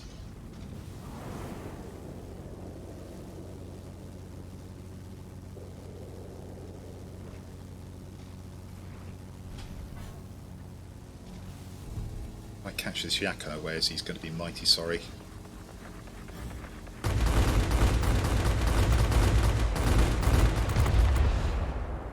I didn't do as well as I'd hoped there because I basically didn't aim very well. I aimed too short. But he's probably going to follow me up. I'm going to get about 4,000. Well, he followed me up and just exposed himself to someone else, so same difference really.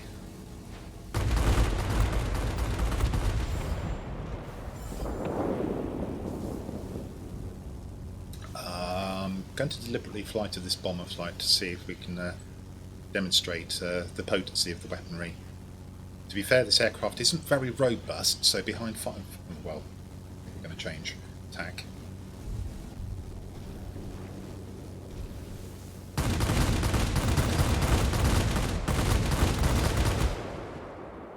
Goodbye to half your health.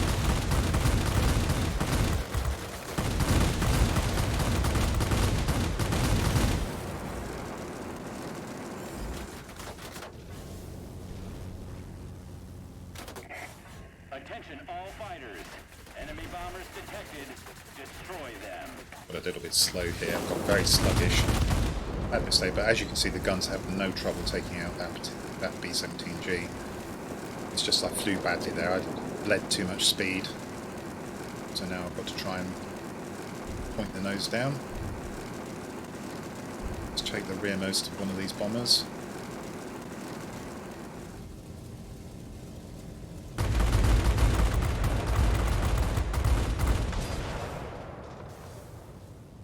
Not bleed speed.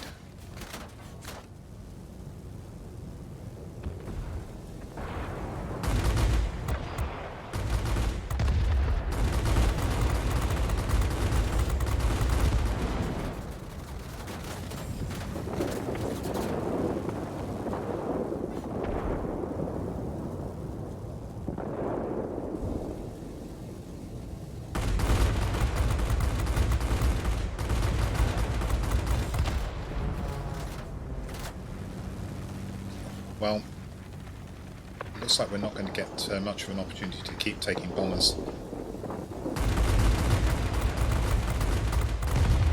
Or maybe not. There we go. Bomber stream demolished. I know there was a heavy came in and helped a bit, but you saw just how devastating that was.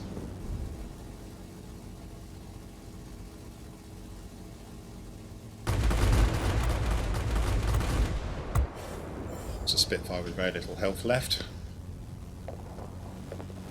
Let's try and get another sector.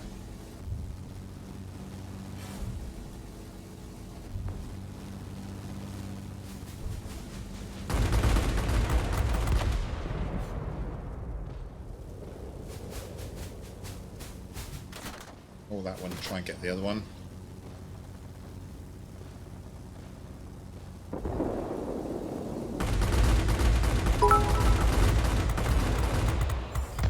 Look at that in a moment. Awesome Pete, thank you for the cheer. 10. Much appreciated, thank you. There we go, they've got another sector down. There's a bomber over here, so that's probably going to be the one I go for. That's probably the B-17 again. Let's go and see if we can, this time, not bleed speed whilst we're attacking it.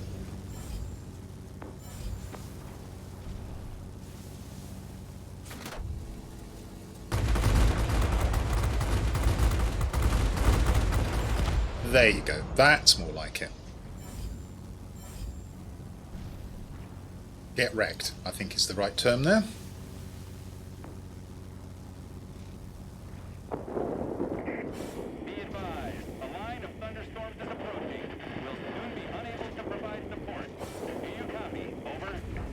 We're really going to leave them for me to kill. Okay. Invitation accepted. Ooh. Not nice for you. Low energy configuration and my guns are bearing down on you. Well, I might be able to go for the bomber flights. Nope, we'll go for the ground attacker.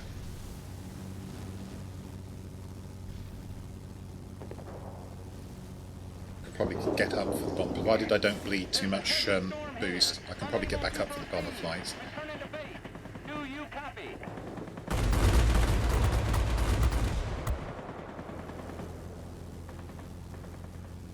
Whee!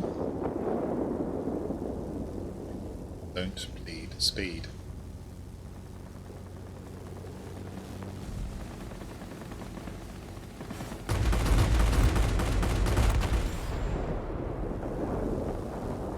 Okay. We can indulge ourselves in a bomber flight. Ooh, there's a ground attacker here.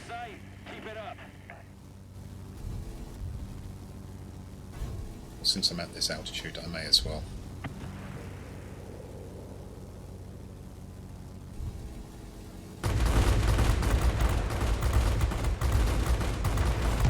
Boom. Easy as you like.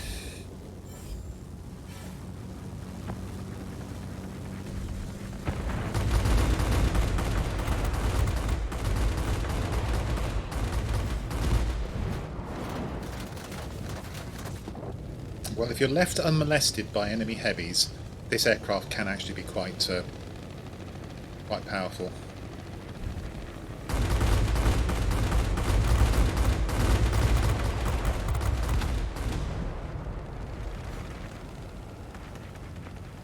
And I'm certainly flying it an awful lot better than I used to, that's for sure. Very much being tactically aware and knowing what targets to go for and what to leave. It's closest. It's the bomber flight, but I'm not sure we're going to get much of anything out of this. We might do. We might. Let's try.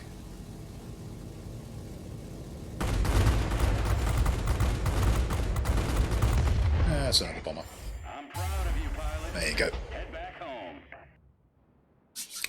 Don't get too excited. In that battle I was left to do exactly as I pleased. If you get into a battle with a competent heavy player who gets your mark, you won't be allowed to do exactly as you please, and you won't be able to farm bombers and if you're on a map without command centers. However, you can do a decent job at mining plants if there's only one of them and you're allowed to defend it. You can just farm the bombers and the ground attackers as they come in. So there you go. That's the Key 94-1. In certain circumstances can be a very powerful aircraft.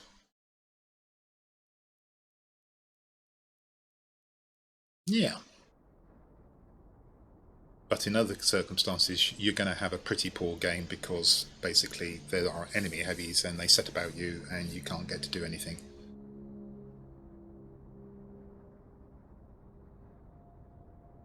And for tier 7, 15,000 damage to aerial targets. There's another possibility if you've got the 250,000 damage to do. You're on that target if you have this aircraft. But would I recommend you pop out and buy this aircraft? No. Very limited. We were very lucky there. That game panned out exactly as I wished it to pan out. Oh, did I get an ace there as well? Yep, got the ace as well. Okay, I didn't notice that going through. So, yeah, in the right circumstances, can be a lot of fun, and in the wrong circumstances, it's dreary. So, definitely a Marmite aircraft. Okay, so that's the last of the tier 7s. We're now up into the tier 8s, and from here on in, it's exclusively fighters. So let's put the fighter badges on, and what we're going to fly is the Key 894-2, which is the same airframe, but very differently kitted out, and this is a true fighter, as opposed to the air superiority heavy that the Key 94-1 is. Let's see how it compares to the Key 84. So the gun armament is a little bit better, survivability a little bit better, still not great. Airspeed is sort of a nice increase without being a really good one. Maneuverability the same, so still highly agile, and yet more altitude performance. These things can really get pretty high. So, gun armament is what lets this down. It's hardly any better than the preceding tier. Let's go.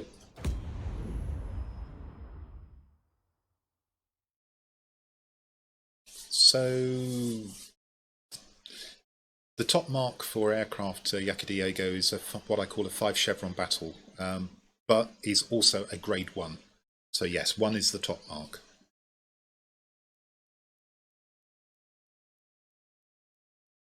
That in the befuddle looks like military rank on shoulder. I take your word for it, it possibly could be. I don't know what you're referring to, Yakadiego. Middle.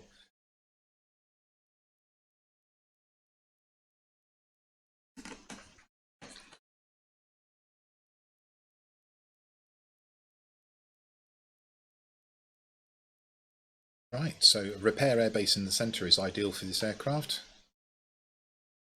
Yeah, sorry, I've missed it, Yakadiego, and I've passed into the next battle. So if I remember, I'll go back and open up that screen again, and we'll see if you can work out what we're talking about. So we're now down to the last 3 army aircraft.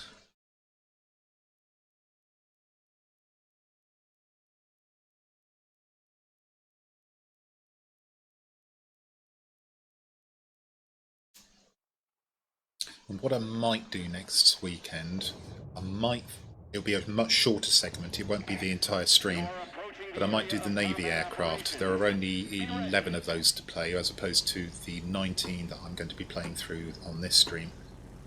Well, it's not central, but it is a repair base. I'm not top tier. They have an unspecialised Key 94 and a Vampire. Ground attacker is just disconnected. That's not good.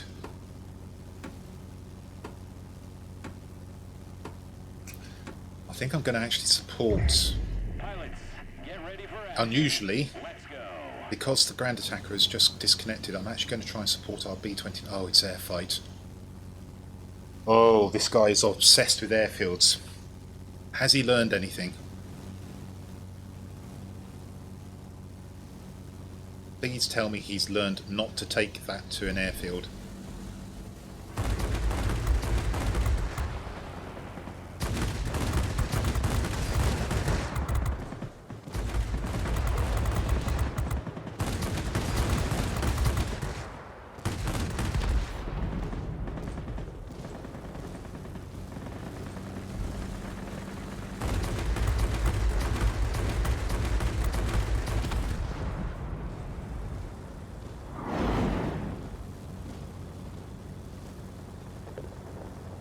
there's definitely a bomber over the airfield.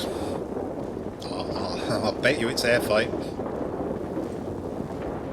I hope I'm wrong.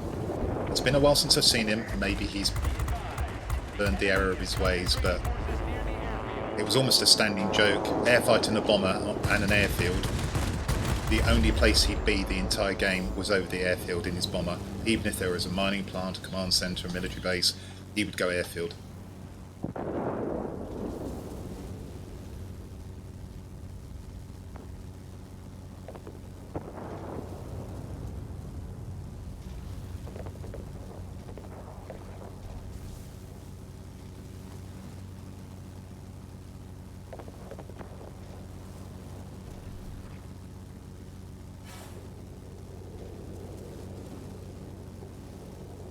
Soon see, when that bomber gets shot down, we will know. I didn't get a message. It wasn't air fight. Air fight has gone to the airfield. We saw a bomber over here and a bomber over the airfield. Air fight went to the airfield in his bomber. He's learned nothing.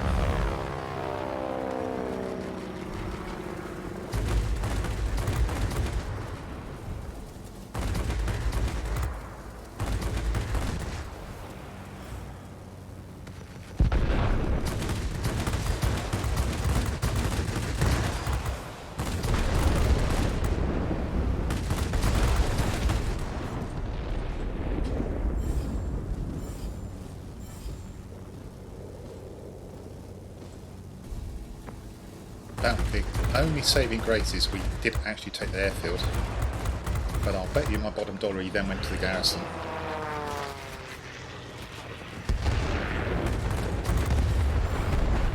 Got this, good. Oh no, he has actually come to the plant after the airfield. Thank God we managed to get the airfield, that's all I can say, otherwise, frankly, he would have been over there the entire game. Hello, Odin's SG. It's still morning in the UK. It's only 11 o'clock BST, British Summertime. So good morning to you. From the UK, that is. 2H. Shh, I'll give the F2H a bit of a hand. Where's the other one? It's actually worth taking him out, so I will. Oh, good work by the Seahawk, he's been busy. Suspect he went to the middle then and did the work there. Did our Grand Attacker come back in? Yes, he did, and he's been busy as well. Okay, good. So he just got disconnected and came back, good man.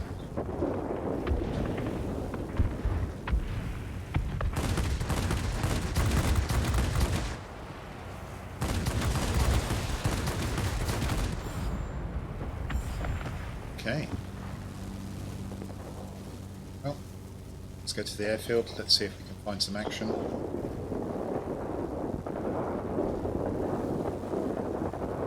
So you saw I flew counterintuitively there. Instead of going to the airfield, which probably I could have dominated under most circumstances, I decided that I needed to go to the plant. And it's a jolly good job I did go to the plant, because airfight being airfight, the plant wasn't uppermost on his mind.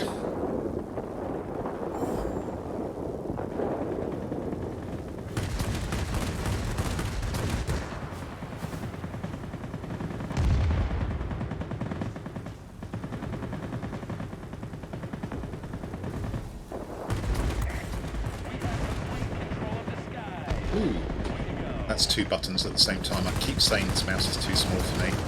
I've got both Yules on at the same time. Shall we go and see if we can engage the vampire? Get him out of there.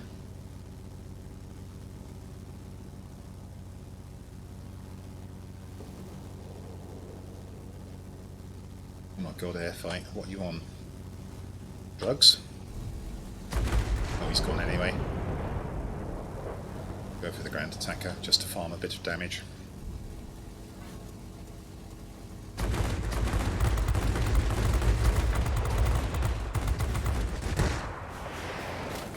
Well, it's not 1101 damage, but for a fighter it's nice damage.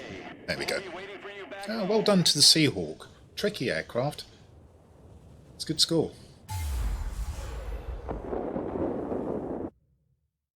Fair fight. Oh, when will you learn? Probably never. He's been doing that for a couple of years now.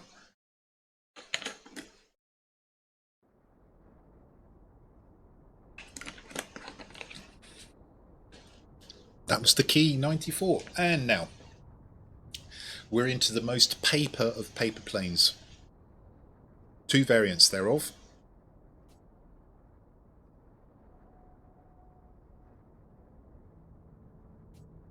The Key 162-1. And if you're thinking, my god, that looks like an HE-162, one of the very cheap, almost nasty, I was going to say, jet aircraft that the Nazis produced to try and supplement the much more difficult to build Me-262. You're right. It's a Japanese knockoff. Did it actually exist? No, it definitely didn't exist. Was it even a project? Some have surmised after the event that the Japanese were working on copying the HE-162, but there's no proof. Under the Nippon-German agreement, the Nazis and Japanese shared technical information, and indeed the Nazis on occasion even tried to allow the Japanese to ship home entire aircraft to reverse engineer. But there's no guarantee that this aircraft even got as far as a formal project. There's no evidence to suggest that it did. The name basically is made up. Basically, people have said it's a Key 162 because it was an HE 162, but there's no record of this aircraft even being a formal proposal. But in order to flesh out the line, the fighter line, here we are with the Key 162-1 as envisaged by the wargaming team. And one thing which is definitely different from the suggestions made about the possible project that the Japanese were running is the armament. Two 30mm cannons. They were actually proposed to be two relatively light 20mm cannons, if I remember correctly. But as I say, this is all speculation. This is truly a paper plane, not even a blueprint. So, is it truly a monster aircraft in the game? No. Turn fighting by now at tiers 9 and 10 is ineffective as a game-winning strategy, usually. It is a turn fighter. The only thing that will outturn it is a yak natively. It's not particularly fast. Its altitude performance is not particularly good. It has got a very handy turn radius, and the armament is relatively short range. That's sort of decent against fighters. Well, okay against fighters actually. It's quite destructive. How does it stack up against the Key 94-2? Well, the gun armament has gone up a little, not enough for tier 9. Survivability is the same, and that's not good news. The airspeed is much quicker, as you would expect. The manoeuvrability, it's a bit more manoeuvrable, a bit less manoeuvrable. Again, you were not surprised being a jet. Probably not going to miss that manoeuvrability at this tier. And the altitude performance is not as good either. So that's a disappointment. You'd be hoping with the jet engine that you might get more altitude performance out of it. All in all, it's pretty much an inferior aircraft to its predecessor at tier 8. Let's get into it. Let's fling it about. Previous map we had, again, potentially would be ideal for this aircraft. This is not a carry plane. Definitely a support aircraft. You're looking for sectors that you can nail down with your manoeuvrability, and hoping that you have teammates who can at least take the really important sectors on the map.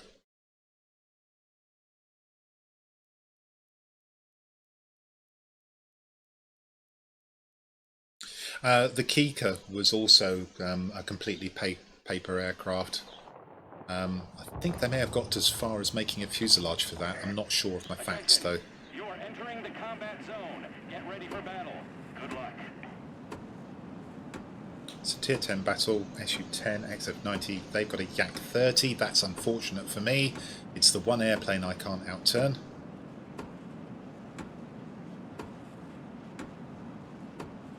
Well, we've got a Yak-30, but it's not specialised. Tricky to know what to do here, and they've got an EF-131. Do you know what? That means that the centre is a complete waste of time for me. One or other of those two bombs is going to flip that in about 10 seconds. And the chances are it's actually going to be the EF-131, so what we need to do is try and take the garrisons with this aircraft.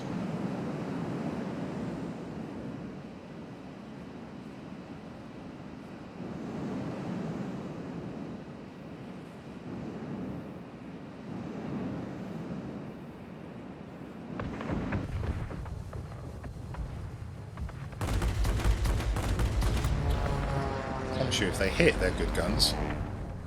Of course they are, fairly mighty cannons.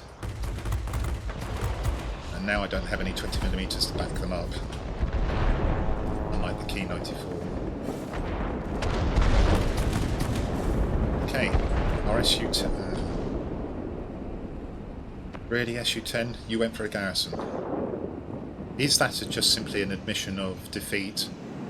Because now I would go for the centre in the SU-10. The EF-131 is leaving, but no, he's going for a garrison. It looks like their EF-131 went for a garrison as well. It looks like he's come from here.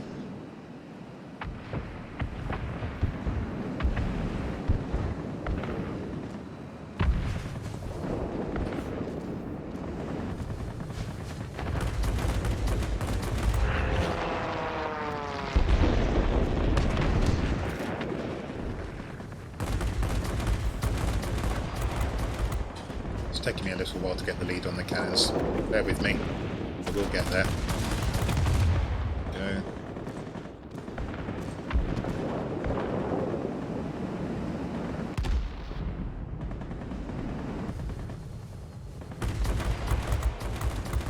That was better.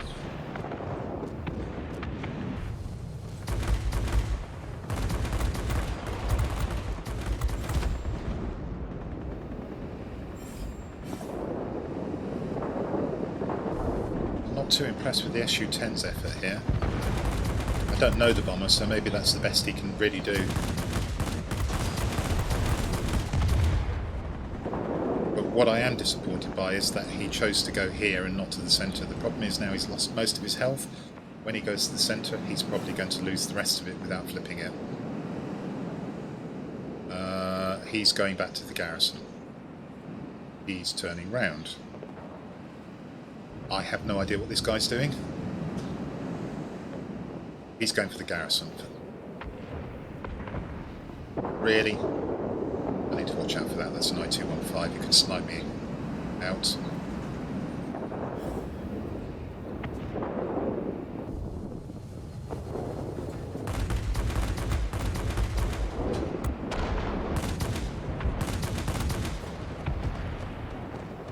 That's the Yak, I think. Which means if he spots me and goes for me, we've probably had it.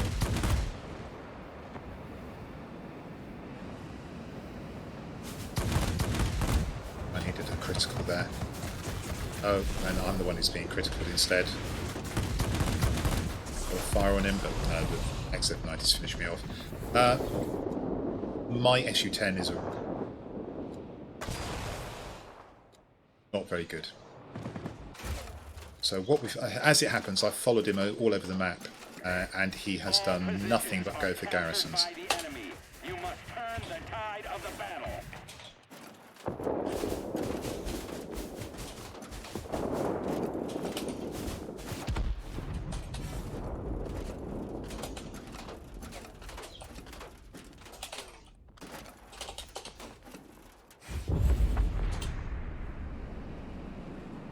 So what we're looking at now, the SU-10 is heading towards this garrison that I'm pointing out.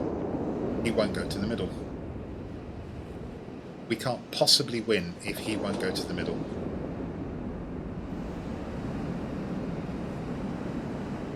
Oh, I beg your pardon, it looks like he's decided to... Well, I'm not sure what he's up to. That's almost an... It looks like an angle to actually fly between the sectors. I've I've got to get the shack out if I possibly can.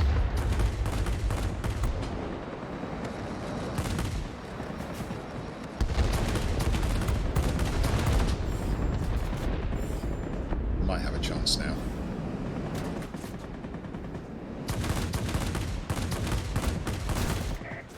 The enemy is launching rockets at us from the military base. They got 2 XF-90s. Well, I'm pretty sure I was shooting at the XF-90, so he didn't kill me. Step it up. We're losing Yeah, the look, battle. our bomber actually went to this garrison.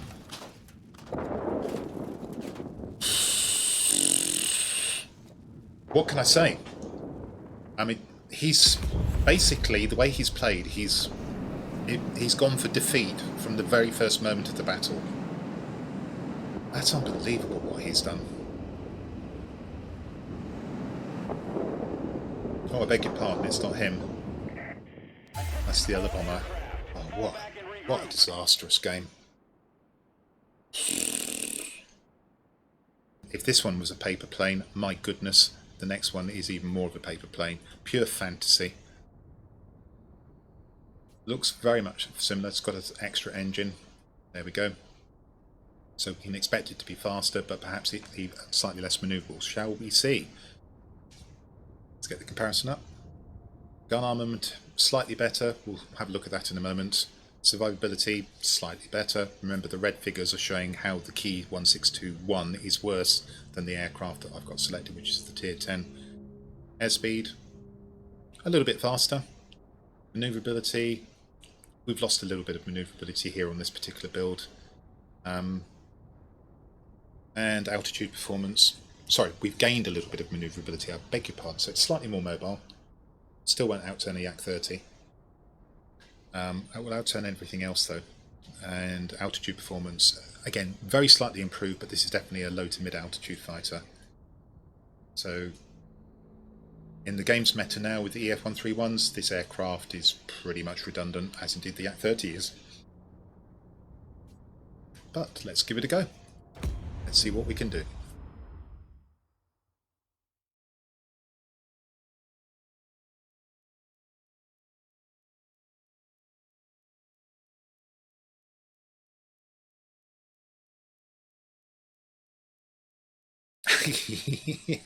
Well, how can we make this aircraft different? I know, let's put an extra engine on top.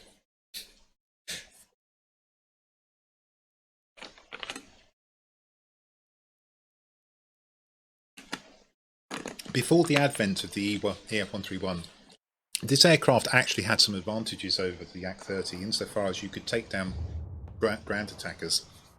So it was more useful.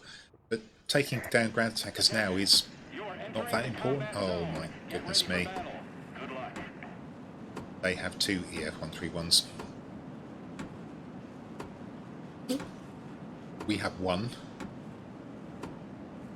I can outmaneuver this, but in all other respects that's a superior aircraft.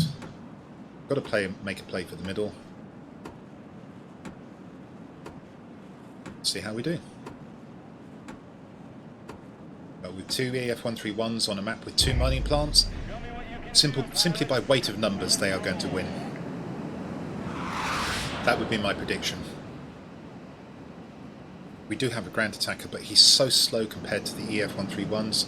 I can't see him compensate. Well, actually we've got 2 ground attackers. Burger King is in an XF-90, that's unusual. He normally spams his bombers. Burger King and I don't get on, so I expect if he can, he'll harass me, and of course in that aircraft he can actually dictate the terms of the engagement. I can't do a blessed thing about it.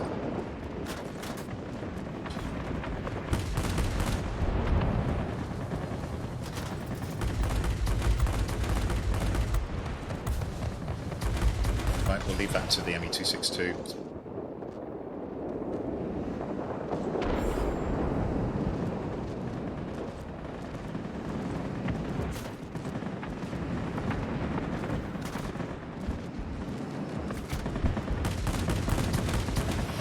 Bad shooting.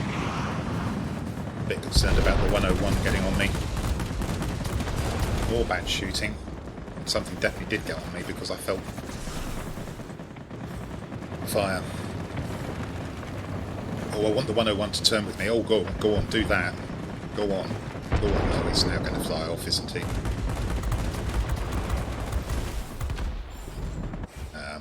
Too many of them. That was actually the Grand Attacker who shot me down, probably with his rear turret. And yeah, we're struggling. Maybe that's REF 131. Don't know why he didn't go here. This is going to be a stomp. And there is something useful to be learned from this.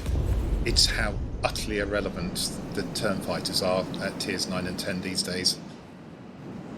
When it was just Grand Attackers, there was something that these aircraft could do. They could even intervene at plants, but now there are bombers. These aircraft are actually, except in the rare cases where you get a bomberless battle, these aircraft are pretty much redundant.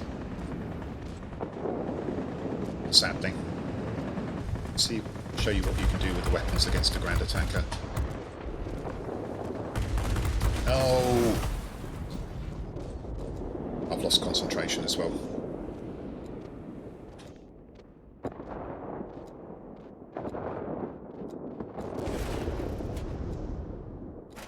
This is possibly going to be the worst battle of the stream. This is going to be over so quickly. I might actually fly this again and see if we can get a better battle. This one is not a good enough showcase for this aircraft. The problem is we could just as well get as many bombers again, and this aircraft can do absolutely nothing against bombers.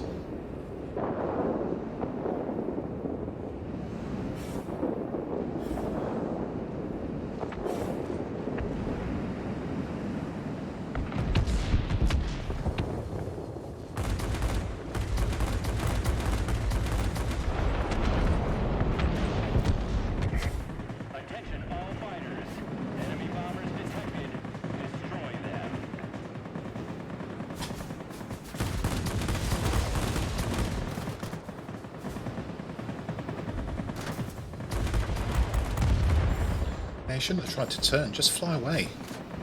I don't know why you didn't. Actually, that was just stubbornness, I think, on the MEP110's part, really.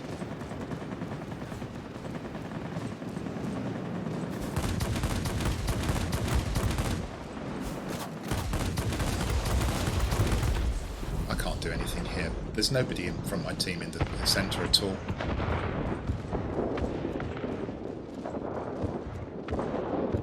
I don't know why I'm expecting help from the bots, but they're just not there at all.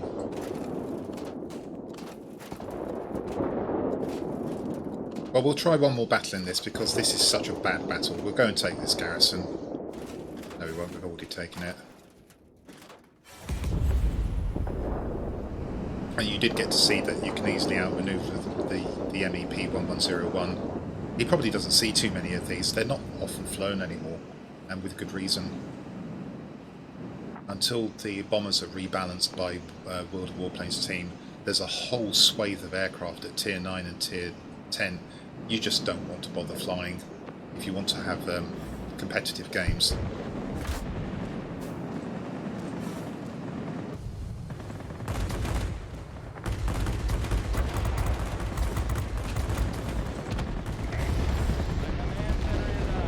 Okay, that's going to irritate Burger King.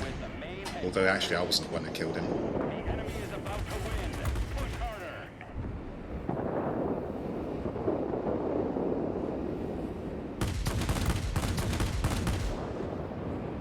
Oh, don't turn with me. Go somewhere else.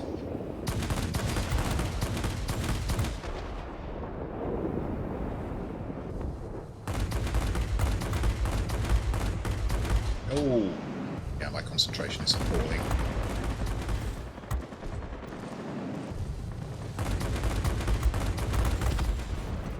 So again, MEP110 determined to prove that he can outturn the Yak, and failed.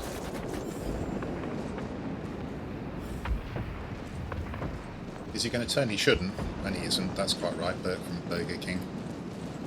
What can I go and do? I'm going to go and try and take this garrison.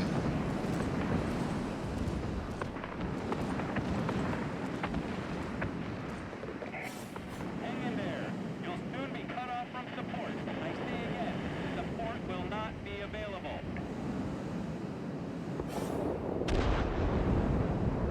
The MEP-1101's come here. You've done what you could. Go back to base. That wasn't very hard to call. 2 EF-131s versus 1 EF-131. Outcome, entirely predictable. These aircraft, the EF-131s, have got to be savagely nerfed. They've really got to be savagely nerfed because they are destroying gameplay and they're making all sorts of aircraft irrelevant in this game. And I have to say, sadly, this key 1623 is irrelevant in this game now. The only battles where it might have a relevance is if you get matched bombers or you get no bombers at all.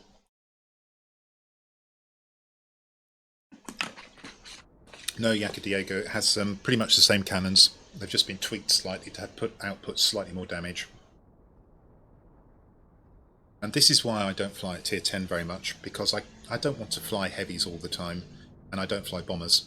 Look at that, I've done absolutely nothing in that game, and I just couldn't. I shot down the MEP-110, the MEP-1101 twice, and that was it. And that was to demonstrate that he couldn't outturn me, much to his chagrin. But everything else, what? I actually don't know what else I could have done there. It's entirely down to these bombers and the fact that they also had a heavy. We'll give that one more go. If we get another battle like that, we will accept our situation and say to you that sadly this is no longer a line worth pursuing. And until Wargaming does, the World of Warplanes team does something about the pestilence that is the EF-131, there's a lot of aircraft like this.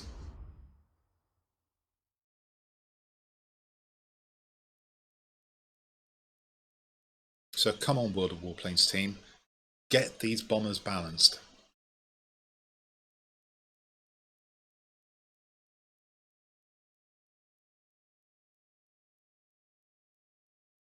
Well, it is unless you happen to be the sort who can just fly around in an EF-131 all day long and be amused by the fact that you always win virtually, or you fly a Javelin and you irritate the EF-131 players. And even the Javelin can struggle to take down an EF-131 more than about twice before it basically gets shot down as well. But yeah, basically the game at tier 10 has now become you either fly a heavy or you fly a bomber, or you just go in and do what you can and have fun knowing that you're irrelevant. It's very nearly like that. Maybe one or two aircraft where you can make an impact. The Hunter, possibly, but even against the EF-131, the Hunter is no match. Everything else, it's a lottery. It's a complete lottery as to whether you get a playable game or a game like that, which was completely unplayable. Attention. Okay, so what have we got this time? Combat zone. Get ready for battle. Good luck. Well, there's only one EF-131 and he's on our side, so basically I need to go where he doesn't. We've also got the XF-90. I'm going to be interested to see what Burger King does here. I wouldn't put it past him to shoot me down. MEP-1101, outturn that. I can outturn the Swift, can't outrun either of them, of course. ME-262.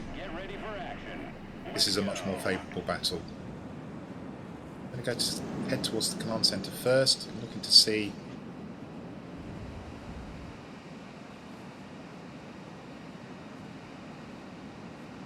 Oh well, bomber's actually coming here. I'm going to see if I can get at least one ground attacker. I'm going to see if I can get a fighter out before he drops all of his bombs and creams the sector. There we go.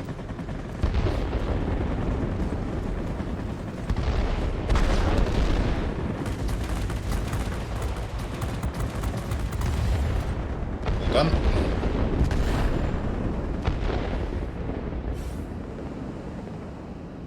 Is it worth making a play for the airfield? No. Let's go centre then.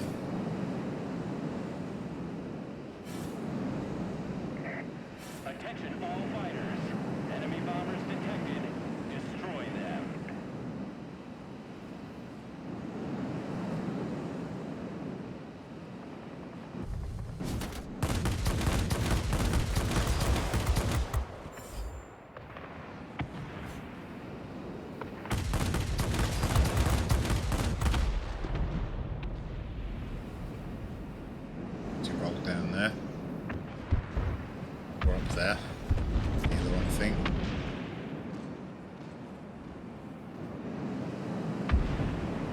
This is where my lack of altitude performance may come in as a factor.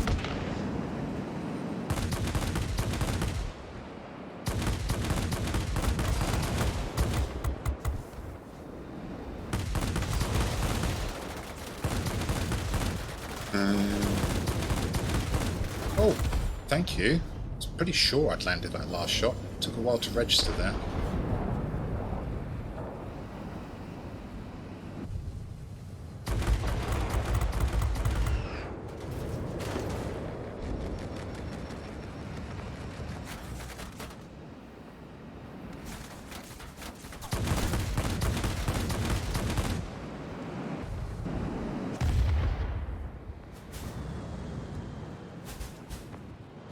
Okay. Let's go and see if we can take the command centre. It's more important to us than the central garrison anyway. Something I can do.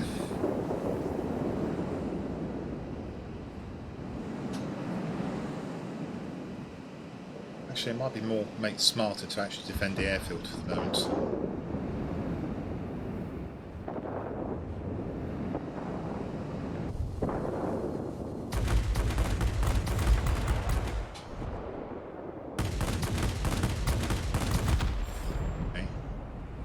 Where did the other one go? It's disappeared. Okay, let's go for that command centre now.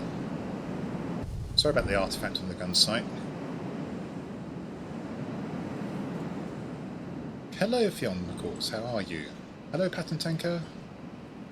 Yes, the RB-17 in some circumstances is even overpowered. Not every game will it be so, because it's quite fragile. But there are definitely games in which it will be the dominant aircraft.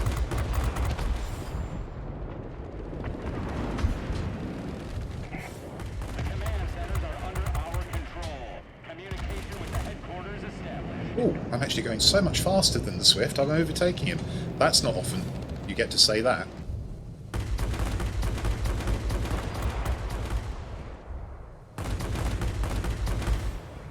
Guns.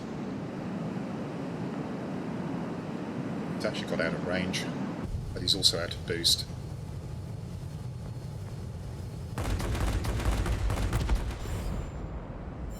Actually, the Swift is pretty manoeuvrable. So, it's not entirely stupid to make a turn, he just made it too soon.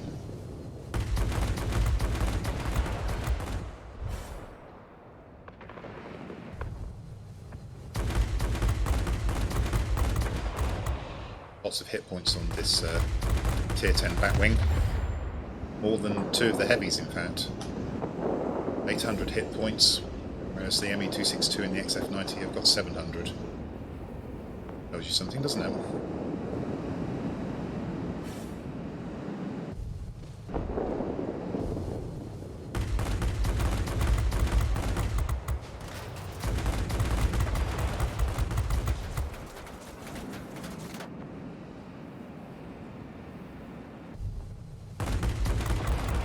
Now, in a game where there are no bombers and ground attackers are important for flipping sectors, you can see that this aircraft once had a one of its purposes would have been to knock out ground attackers, which you can do with this armament.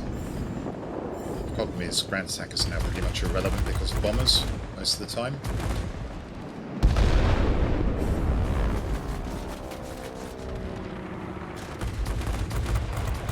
So that ability is no longer that important.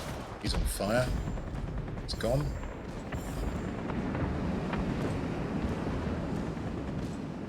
Going to need another sector at some point. What do we need to take?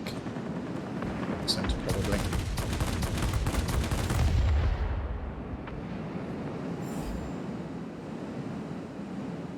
Well, you're getting to see a bit more of what this aircraft can do to enemy aircraft when it's fighting the right planes.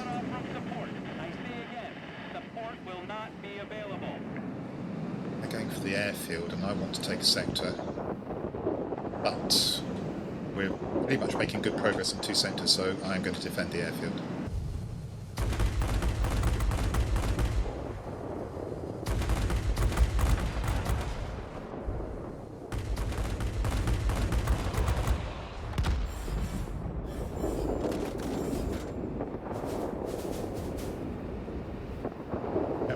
did take another sector, so I made the right choice.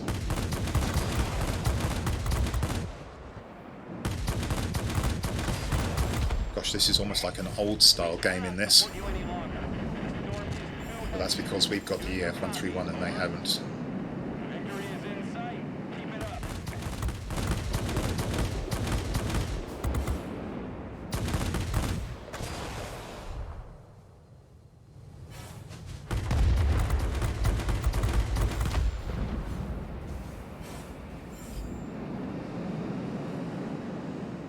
So I've top scored.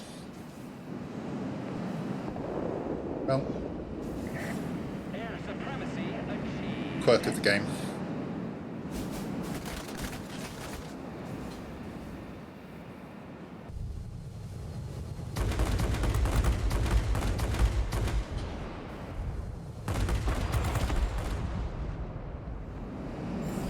Is that an F6?